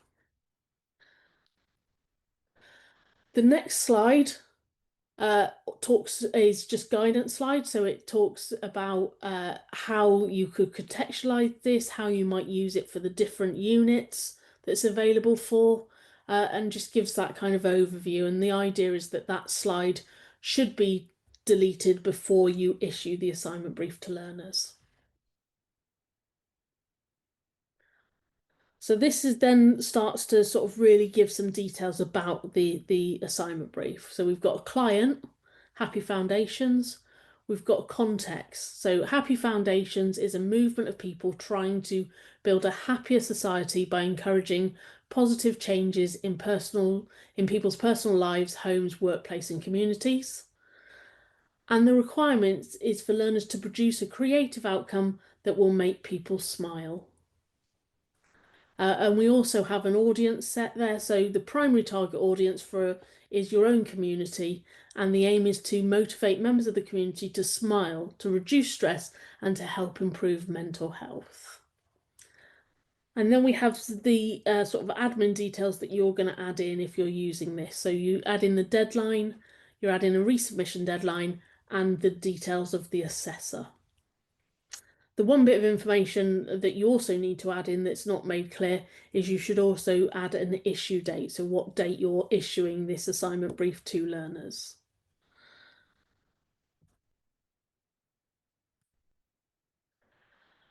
Over the next couple of slides, then we have kind of some bits of information that learners can use as initial starting points for the project, points of inspiration, and to explain really a little bit more about what kind of things they could do. So it says there, the requirements in a bit more detail. A new study indicates that the mere act of smiling can help us deal with stressful situations more easily. And it starts to indicate some starting points for learners, a range of possible outcomes they could produce. Now, it's fair to say some of these are going to be more relevant for art and design students than others. So a TV and radio advert is much more likely to be for a media student, whereas a fashion garment or accessory is much more likely for an art and design student. Now, you can edit that list when you issue this to your learners to be very clear of what kind of outcome you're expecting your learners to produce. So if you were running this, let's say you were using this as a project for A1 and you're doing this particular project is going to be around photography skills. You know, you might say produce a series of 3 photos that are going to make people smile. So you can be very specific on what it is learners are going to do. These briefs have been written in quite a broad way because they're there as exemplars and sort of centres will be delivering these in different contexts.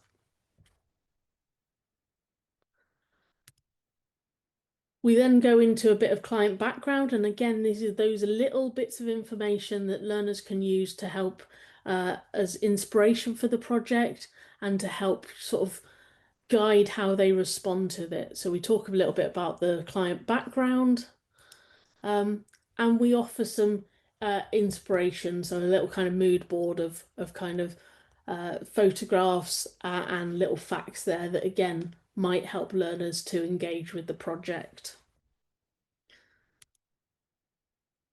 The briefs then break down the 5 assessment criteria to make it clear to learners that we've got these 5 equally weighted sort of criteria that learners need to respond to. And again, it just helps to establish what those expectations are. And then we've got the next 5 slides deals with each of those criteria in turn. And the slides then go into the kind of activities learners are going to undertake and the kind of evidence they should be generating. So it talks about informing ideas and it talks about learners doing primary and secondary methods of informing ideas, from interpreting the brief, research information related to generating emotional responses, exploring existing creative work that has the capacity to make people smile, and use of research to inform ideas. And the evidence could include an initial intentions presentation informed by research explaining your plan to respond to the brief, and a blog, digital portfolio, or sketchbook of iterative use of research to inform ideas for development outcomes and presentation. So it talks again, as I say, this is what the kind of thing you should be doing in terms of research, and this is the kind of evidence that should generate. The same goes for problem solving. Talks about that the sort of problem solving at all stages of the assignment. And then it goes into the kind of evidence, and again, it's blog, digital portfolio, or sketchbook. So if you know all of your learners, or the expectation is to say all learners are going to produce this kind of digital portfolio, and that's how learners are working, then you can remove any reference to blogs or sketchbooks, because actually you can be very clear to learners what the expected format of evidence is. When it comes to technical skills, it talks about the development of work and production of outcomes. Again, very broad. It can be used across sort of multiple specialist areas without any real need to make any amendments. But you can add further information in there if you're looking for learners to work in a particular specialist area. So you might sort of expect learners to be producing work in relation to a particular. So if you were doing, say, a print project, you might say, technical skills, this should include, and it lists a number of different types of methods of printmaking that you expect learners to use as part of the project.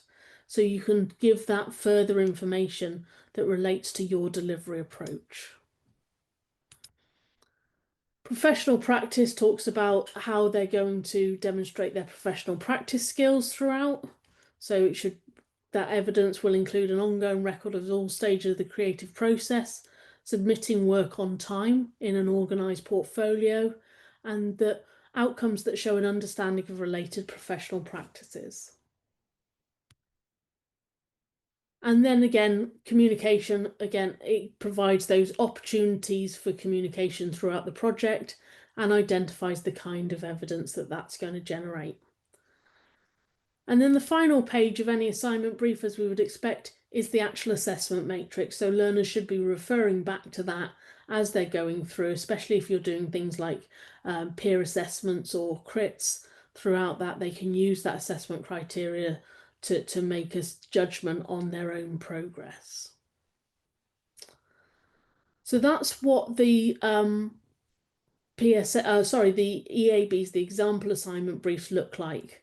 There is on the website a particular example assignment brief for Unit B1 that very much focuses on progression activities, but for all the other ones on there, they can be used across multiple units, depending on where you want to place them in the course. Obviously, learners can only respond to an assignment brief once through the duration of their whole qualification. So because they're generating separate bodies of evidence for each unit.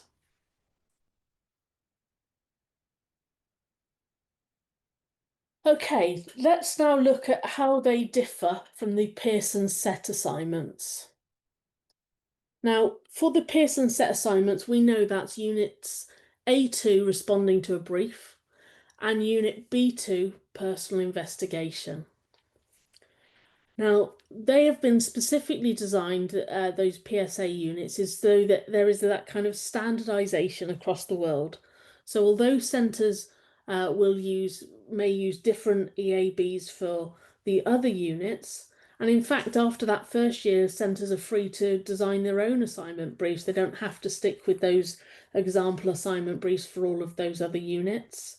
But one thing we can show consistency of is that for the PSA units, centres must use the live version of the Pearson set assignments each year.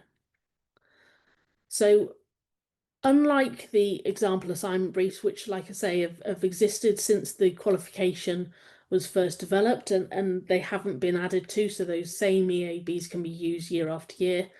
With the Pearson set assignments, a new set of Pearson set assignment briefs are issued and published on the Pearson website every June. And once they've been published in June, they will then last and be the live version of those PSA until the following June, when a new version will be published. So the Pearson set assignments on the website at the moment were published in June 2025, and that is the live version that will go all the way through to June 2026, when new PSAs will be published on the website. Now, what we do is each year, Pearson will publish 2 Pearson set assignments for each of those units. So there's a version 1 and a version 2 for unit A2, and a version 1 and a version 2 for unit B2. Now, the reason we publish 2 versions of the PSA is that they are there to allow for a retake opportunity should that be required for learners. Now, the PSAs can be completed anytime during the period learners are on the programme, and the only sort of requirement is that centres use the current version of the PSA when they're delivering those units. So downloading the most current version of those PSA and issuing that to learners. Now, the idea is that once we publish those PSAs, centres have the option to look at the 2, decide which one they're going to use with their cohort in that academic year, and the other one must then be placed in reserve to be used for a retake opportunity should it be required. And that's why we expect the whole cohort to be doing the same PSA, so that that retake opportunity is then kept securely until such time it is needed for a retake if that should become relevant. Now, the PSAs themselves do list guidance on kind of conditions of delivery, timings, and supervision, but these are not mandatory requirements. I think we need to be really clear that the PSAs are not designed to be exams in any way. They are simply there for that sort of standardized approach and the standardized delivery of a particular unit or two particular units on the course. And so you should treat them when you'll come to delivery very similarly to every other unit on the course. Although the PSAs have been set externally, other than that, the delivery approach for that, the levels of control within your classroom should be exactly the same as you would expect for every other unit. And certainly when it comes to assessment, you're going to assess that work against that same set of criteria as you do for every other unit as well. Now, when it comes to the quality assurance of that, you don't need to IV the assignment briefs themselves because obviously those assignment briefs are already considered fit for purpose. But you do need to IV the assessment decisions in the same way you would for every other unit to check that accuracy and consistency of assessment. And the only other thing to be aware of is those PSA units are subject to mandatory standards verification. So let's have a look then. So for Unit A2, learners will produce a body of development work and final outcomes in response to a brief, showing how their ideas are informed, how problem-solving skills have been used, how technical skills are applied, how professional practice has been applied, and how communication skills are applied and used. In that sense, it is no different from any other unit in the course. And what we're going to do now, we're just going to pop back into the website and have a look at where those PSAs are and what they look like. So I'm going to come out of the presentation for a second. And we are back on the website.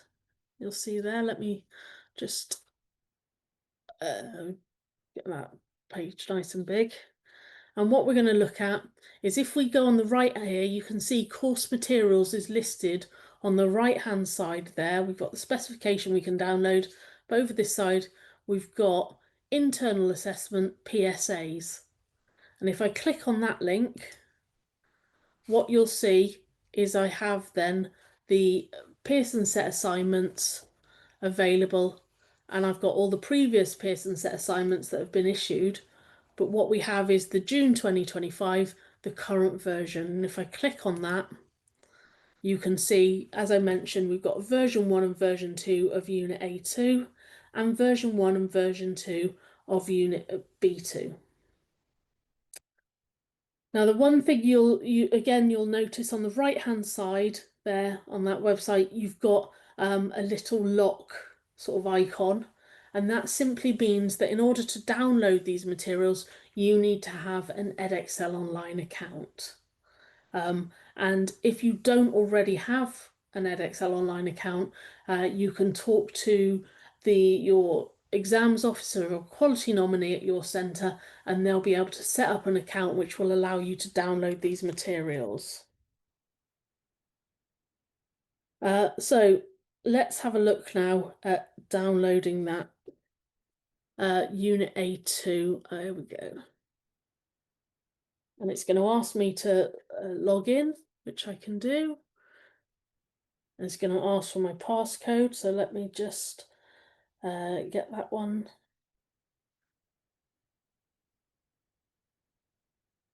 Oh, sorry, there we go. There we go. Done and dusted. Once I'm logged in, I can see there this will download through, and I've got the June 2025, so that's the current version, I've looked at version 2 of Unit A2, responding to a brief. Now, what it says is recommended time. So remember what we're talking about is a recommendation, but recommended time is 90 hours because we know that that's the guided learning hours for that unit. And the expectation is 15 of those hours are supervised. And when we talk about supervised, we mean in the classroom. So as we scroll down, so they're very different format from the example assignment briefs in terms of the brief, but it talks about this kind of students undertaking the project, and that it talks about this level of supervision.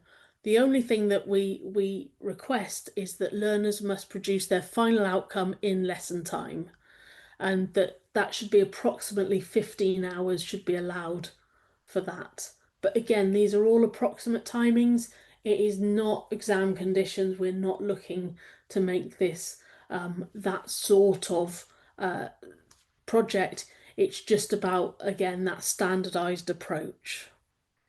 And learners will submit this sort of portfolio of evidence in response to this brief, and that's what will be assessed against those 5 common assessment objectives, or assessment criteria, sorry.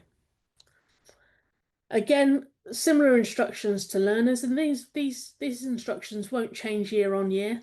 And learners, again, thinking about that 90 hours spent, it just identifies learners should spend approximately 60 hours of that on research and development, roughly 15 hours on that final outcome, and approximately 15 hours on the presentation of work.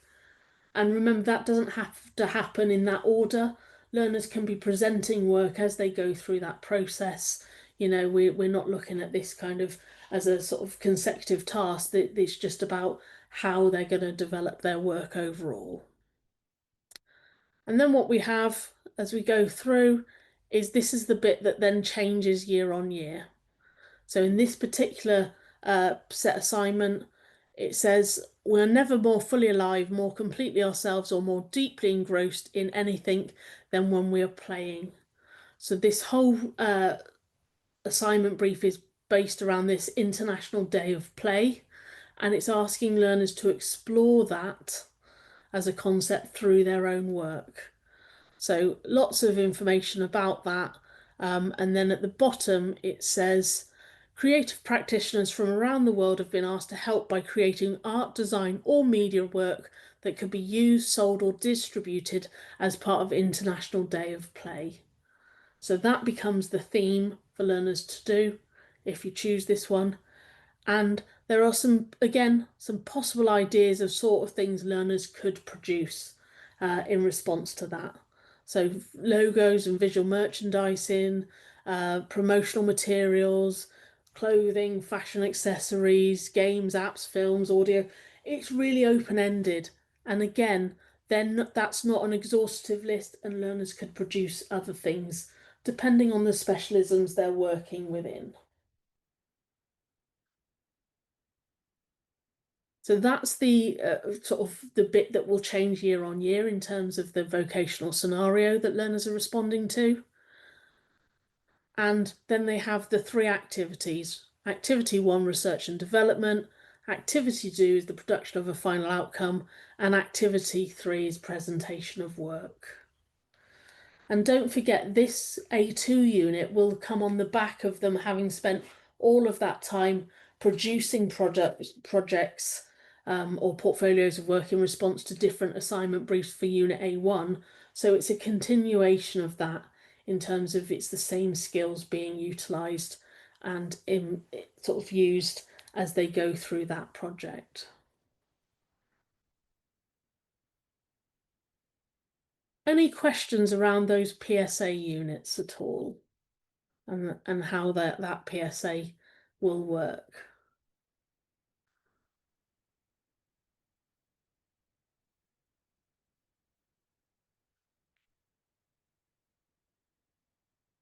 Okay.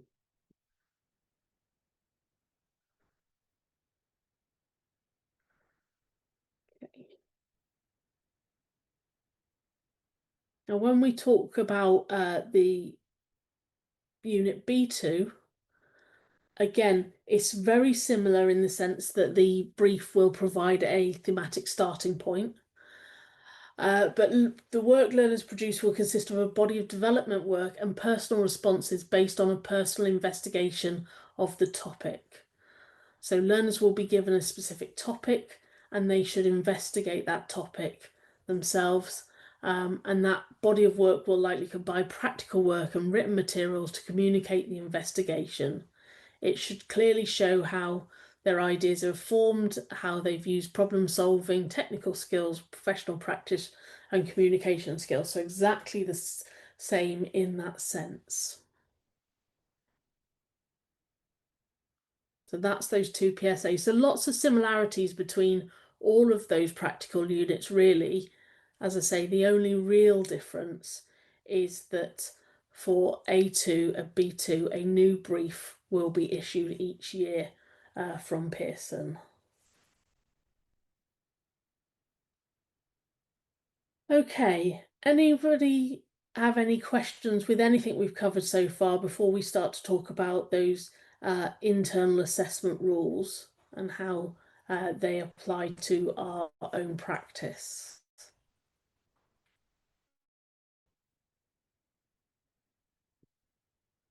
Just take a quick drink while everyone's, if anyone's got any questions.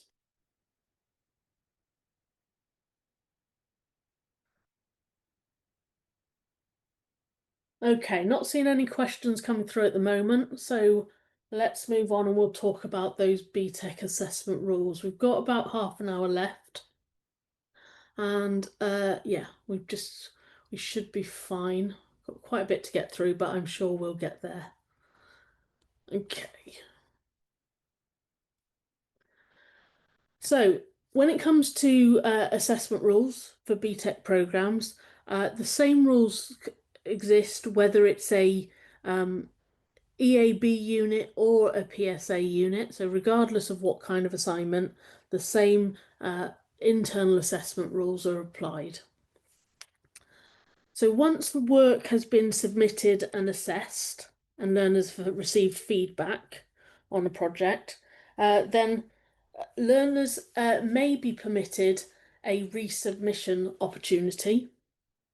And a resubmission opportunity would mean learners have the ability to rework or add to that original body of work in order to improve their grade. So that's what we mean by resubmission. Now, a couple of things to be aware of. Only the program leader or lead IV can authorize a resubmission, and they can only authorize a resubmission if three particular requirements have been met. So, firstly, the original deadline or any agreed extension has been met by the learner. So, they must hand their work in on time for assessment to even be eligible for a resubmission, is the first one.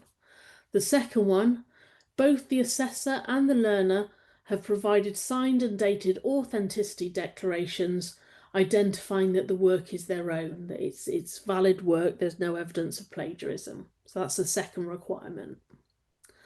And the third requirement, and probably the most important as far as I can see, is that the assessor judges that the learner can improve their evidence without further guidance within 15 working days.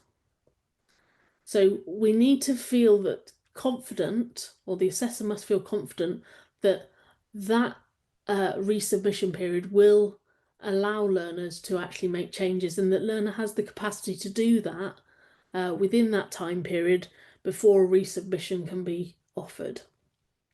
Because if learners don't have that capacity to change their grade, then it's a very pointless process and it's a waste of learner time and it's a waste of your time in terms of reassessments. So resubmission should only be offered to learners in two sort of main areas. One is that learners haven't achieved the pass criteria and therefore need a resubmission opportunity in order to pass, because learners must pass every single criteria for every unit to get the qualification. So without that resubmission opportunity, they've effectively failed.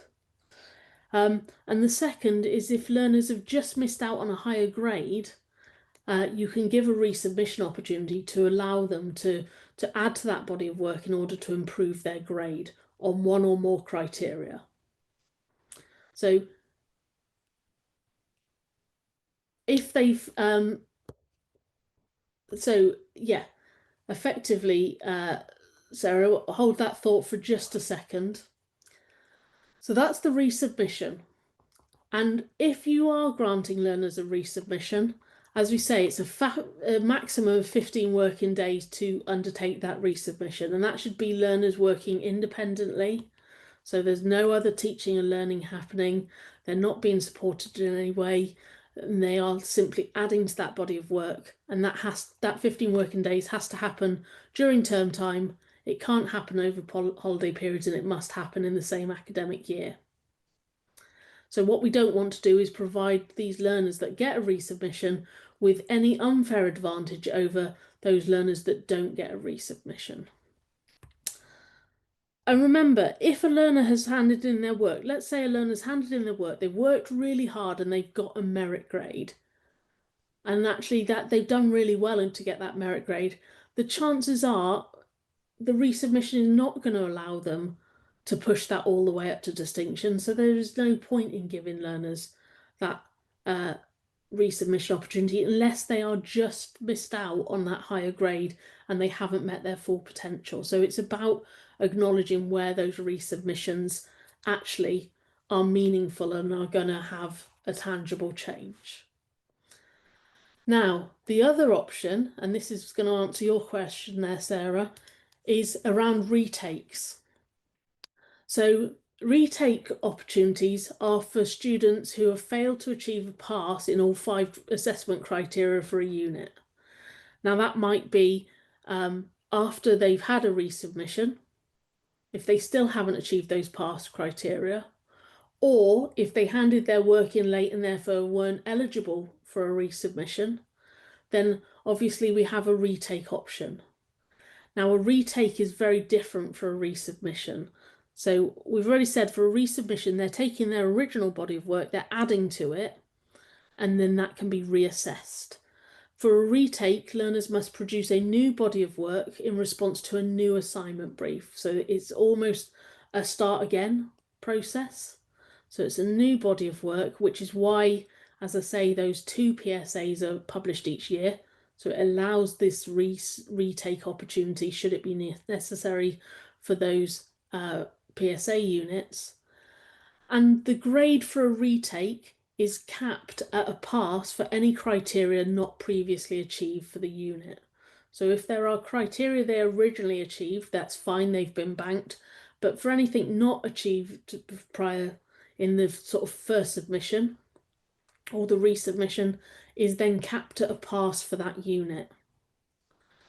And obviously the duration of a retake is at your centre's discretion because it's about identifying how long learners are going to need in order to produce that new body of work. So effectively, providing learners are kind of meeting the resubmission rules, they have that first submission, they could have a resubmission if that's relevant, and they can have a retake. And if by that point, after that third submission, they still haven't achieved the pass criteria, then effectively, I've got to be honest, Sarah, at that point they have failed the course. Because at that point there is obviously an issue if they've had these 3 attempts and they're still not achieving the pass criteria.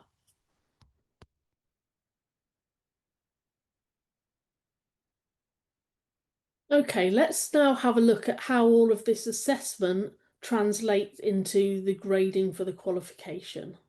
So we're going to look at qualification grading.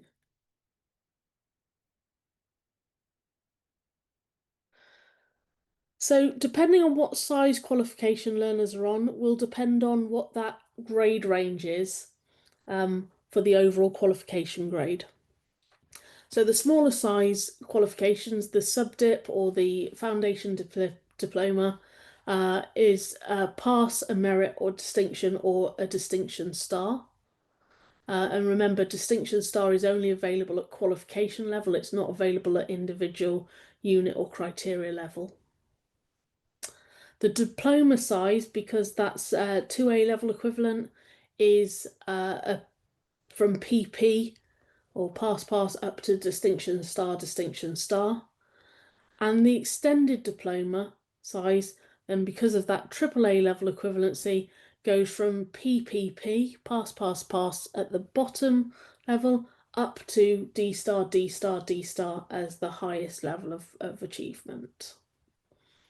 Now, important to note that in order to be eligible for any qualification grade, learners must complete all the assessment units required in the qualification, and obviously that will depend on the side they're registered on. Achieve all assessment criteria at pass or above for each assessment criterion in each assessment unit in the qualification. So for every unit, they must get a minimum of a pass for all 5 criteria to be eligible to pass the qualification. And then what will determine their overall grade will be a point threshold related to the individual grades. So in order for this qualification, or the way this qualification has been designed to work, for some sizes of qualification, for the smallest size qualification and the largest size qualification, we have unit weighting applied when it comes to assessment. And so let's have a look at how that unit weighting will determine the learner's overall grade. So when we look at the smallest size qualification, the subsidiary diploma, we can see it's made up of the 2 units, and we can see at this point unit weighting is applied. So A1 is worth 66% of the overall qualification, and A2 is 33%, or 33.3 recurring and 66.6 recurring, obviously, in terms of making up the overall qualification grade. And that acknowledges, obviously, the larger size of that skills development over that A2 responding to a brief. So we have that kind of unit weighting at this size of qualification. When we look at the foundation diploma, we can see the unit weighting has been removed. So regardless of the size of those different units, all of them equally contribute to the final qualification grade at 33% for each of those units.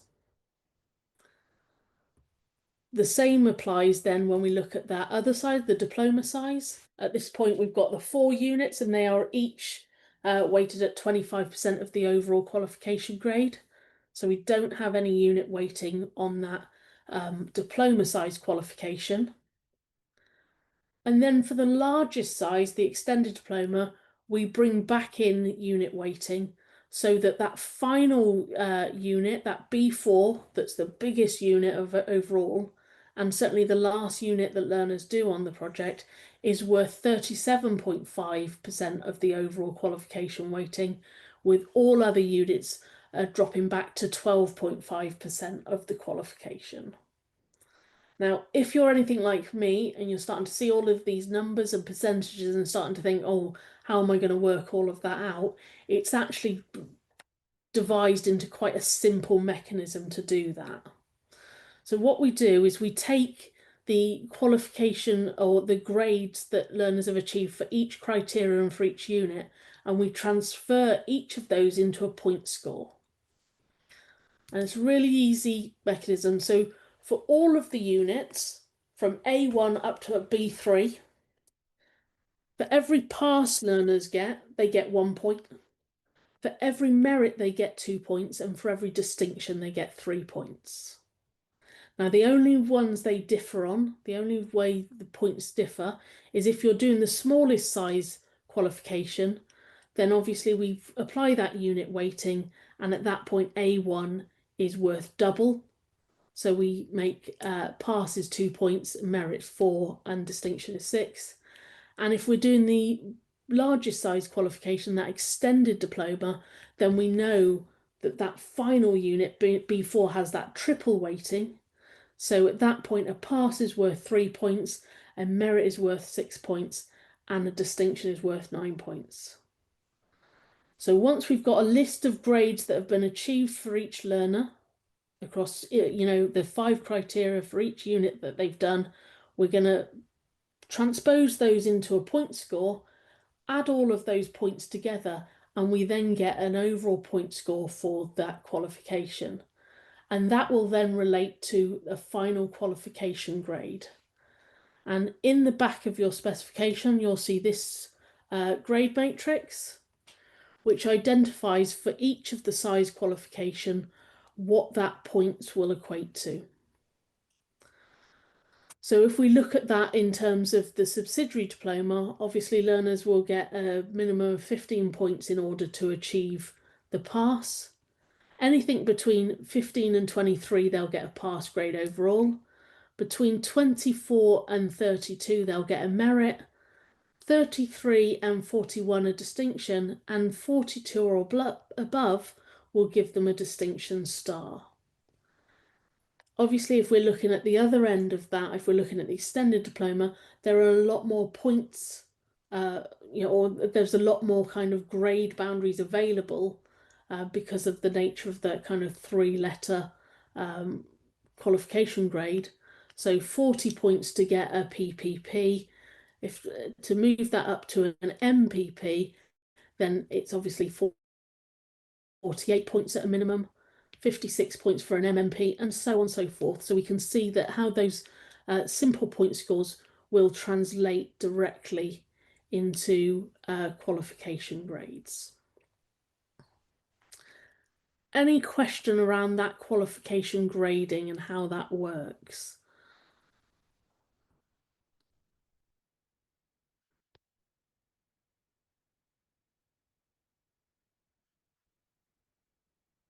Okay. I mean, I think the great thing about the qualification grading is learners can see quite clearly how their grades are or how their point score is building up across the course, how that's going to kind of translate into a final qualification grade. So it's really clear for learners. There's no surprises at the end, and they know exactly what they're on target, so they can have those realistic expectations all the way through the course. And as you get towards the end of the course and those final units, obviously learners will be clear on what it is they need to achieve in order to get the overall grade that they want or perhaps need in terms of progression purposes. Okay, we've got about 15, just under 15 minutes left, so we're going to have a quick whistle-stop tour through internal quality assurance. And then we're just going to very quickly touch on sort of the Pearson progress. So again, do stop me if you want me to clarify anything, but we're going to whistle through this stuff relatively quickly because I'm sure most of you are relatively experienced at sort of BTEC processes, and so you'll be well aware of the IV requirement. So internal verification is a centre-based quality assurance system, and it's designed to make sure that we have that kind of quality at the heart of everything we do. So it means that all assignment briefs that are issued should be fit for purpose, and that all assessment decisions are accurate and consistent. So the idea is it is a process that's undertaken by a subject specialist within your centre, and it's something that involves the assessor and the internal verifier. It doesn't involve learners at all. And it's designed to support that kind of ongoing development of the program and the kind of consistent compliance with the requirements. So key players, obviously you've got the program manager who has that overview of the quality assurance that's imparted on each course.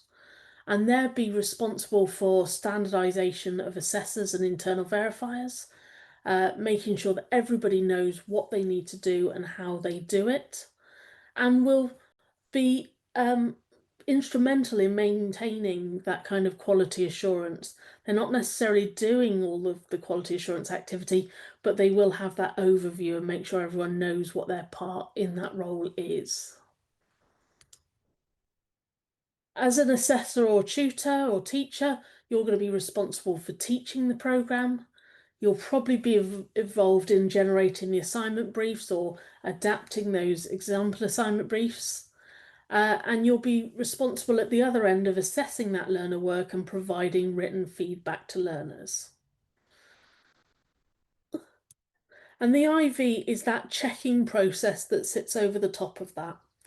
So as an internal verifier, you'd be responsible for checking that assignment briefs are fit for purpose, checking through a sampling process that the assessor has accurately assessed the learner's evidence, and responsible for generating and recording IV findings so that there is an auditable record of that internal quality assurance. So making sure that all of that is recorded and that will be checked by your standards verifier. Now, the idea of that system is that it's designed to build in rigor. And one of the key things to remember about internal verification is we see that as a kind of gatekeeper approach. So an assignment brief cannot be issued to learners until it's been internally verified. So again, it's that kind of gatekeeper approach that's going to stop any sort of assignment briefs that aren't fit for purpose or that have got mistakes in them. It stops that going out to learners because we have that IV as a second pair of eyes, that kind of fresh look at it. And similarly, once assessment decisions have been made and feedback's been written, until a sample of that assessment and feedback have been checked to make sure they're accurate, that will not be issued to learners. So again, it's a gatekeeper at that end to make sure that by the time learners receive anything, whether it's an assignment brief or assessment decision, that that's been internally checked and that you as a centre are happy with that both the assessor and the IV have independently said, yes, this is correct and this is fit for purpose. So when it comes to the assignment brief, that needs to check that it will offer learners that full opportunity to generate appropriate, sufficient evidence. It also checks that it has all the proper admin information on the brief and that it is going to support learners. Now, even if you've used an assignment brief in the past, even if it's something that you've done before, you always need to IV assignment briefs before they're issued to learners every single year. And likewise, when it comes to assessment decisions, it's a sample of those learners that you're going to look at. Not every learner's work needs to be internally verified in terms of these assessment decisions, but certainly a sample of assessment decisions for everything needs to check that the assessor decisions are accurate and consistent, and that the feedback to learner is appropriate and it justifies what criteria have or haven't been awarded. And when we're talking about that IV process for sort of sampling assessment decisions, then it's about taking a risk-based approach, isn't it? It's sampling a sufficient number so that you're confident with the accuracy and consistency of those assessment decisions, which might mean for a new program or a new assessor, you might sample more. But as that program becomes more established, or as the assessor becomes builds their experience, that may sort of reduce down so that you're sampling less. There will always be a minimum amount of sampling that happens for every single unit and every single assessor, but ultimately it's about that risk-based approach.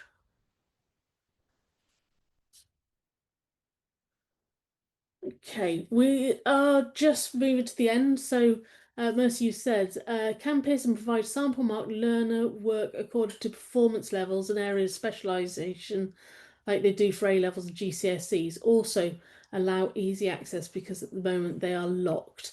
Okay, so there are some examples of sample marked learner work on the website.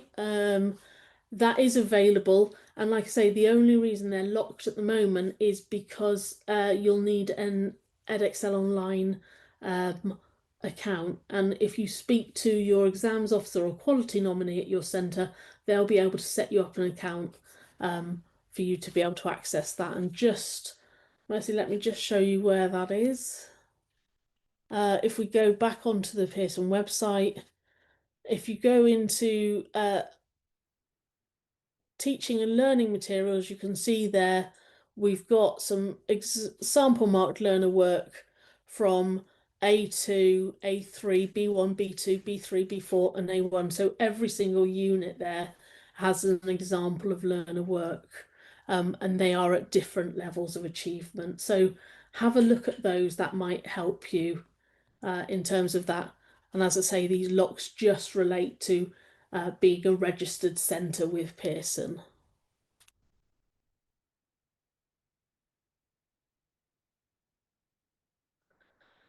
Okay, we've got about 5 minutes left. I just want to quickly touch on Pearson progress. Now, I appreciate for a number of you, you're based in China, and therefore this won't be relevant because I know it's not available in China. But for anyone that's not based in China, just to make you aware that Pearson Progress is an online kind of VLE that's been designed by Pearson to support the delivery and assessment of BTEC programs. So centres are able to set up that their program within Pearson Progress and use that as a way to issue assignment briefs to learners, but also from a learner point of view, they can upload work to that and use that as a submission process, allowing the assessor to mark the work directly in the system. Like I said, I don't want to spend too long on that simply because I know for a lot of you it won't actually be available. But for those of you that is available, as I say, it's been specifically designed by Pearson to support BTECs. And so it's very much sort of, it centres around that whole assessment process and IV process, and that those fundamental processes are built into the design of the system. So it also, as I say, allows learners to kind of store all of their work, and their feedback can all be stored in one place as well as assignment briefs. So it's a kind of one-stop shop for students to access all of their BTEC materials. Okay, final bits then, final few minutes of today's session. Um, so what we have, again, just a summary of what we've gone through. We looked at the content and structure of the qualification. We've looked about grading at assignment and unit and qualification level, and we've discussed the kind of planning of the process. And hopefully you've had opportunities to be able to kind of ask questions as we go through. Obviously, as we come to the end, if anyone has any outstanding questions or anything else that they feel would be helpful, then do please feel free to ask those questions. I'm quite happy to take any questions. If, however, after today's session you have any outstanding questions and anything you'd like help with, then our subject advisor for art and design is a lovely lady called Jacqueline Widd. And Jacqueline's role at Pearson is to support centres on an ongoing basis. So any questions, queries, or anything that you want clarification on, Jacqueline's definitely the best person to contact. You've got her email address, you've got her phone number there, and you can also sign up for subject advisor updates come from directly from Jacqueline, and she's there, as I say, to support centres with any ongoing questions that you might have throughout the delivery process. So that's about it from me for today. Hopefully you found the session useful, and what we would like is, if possible, for those of you that do have a smartphone or a smart device, we're just trying to gather some feedback around the training that we offer to make sure it is still doing what we need it to do for centres. And there's obviously also a link within the chat box there for those that would prefer to use that kind of hyperlink. Just be really great to get some feedback. Hopefully, as I say, you found it useful.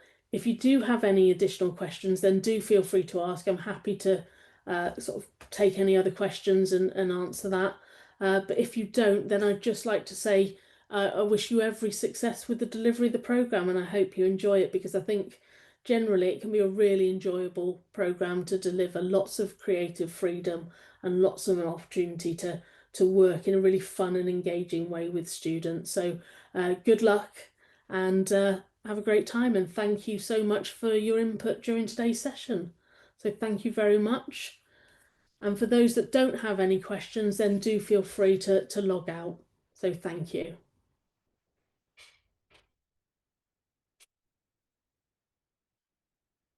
In terms of a certificate, you'd have to, I'm not 100% sure, Sarah, to be honest. It definitely does. Certificates will be sent after the session in case you don't receive it. You can ask about that. So that's it. So there are certificates available. There we go.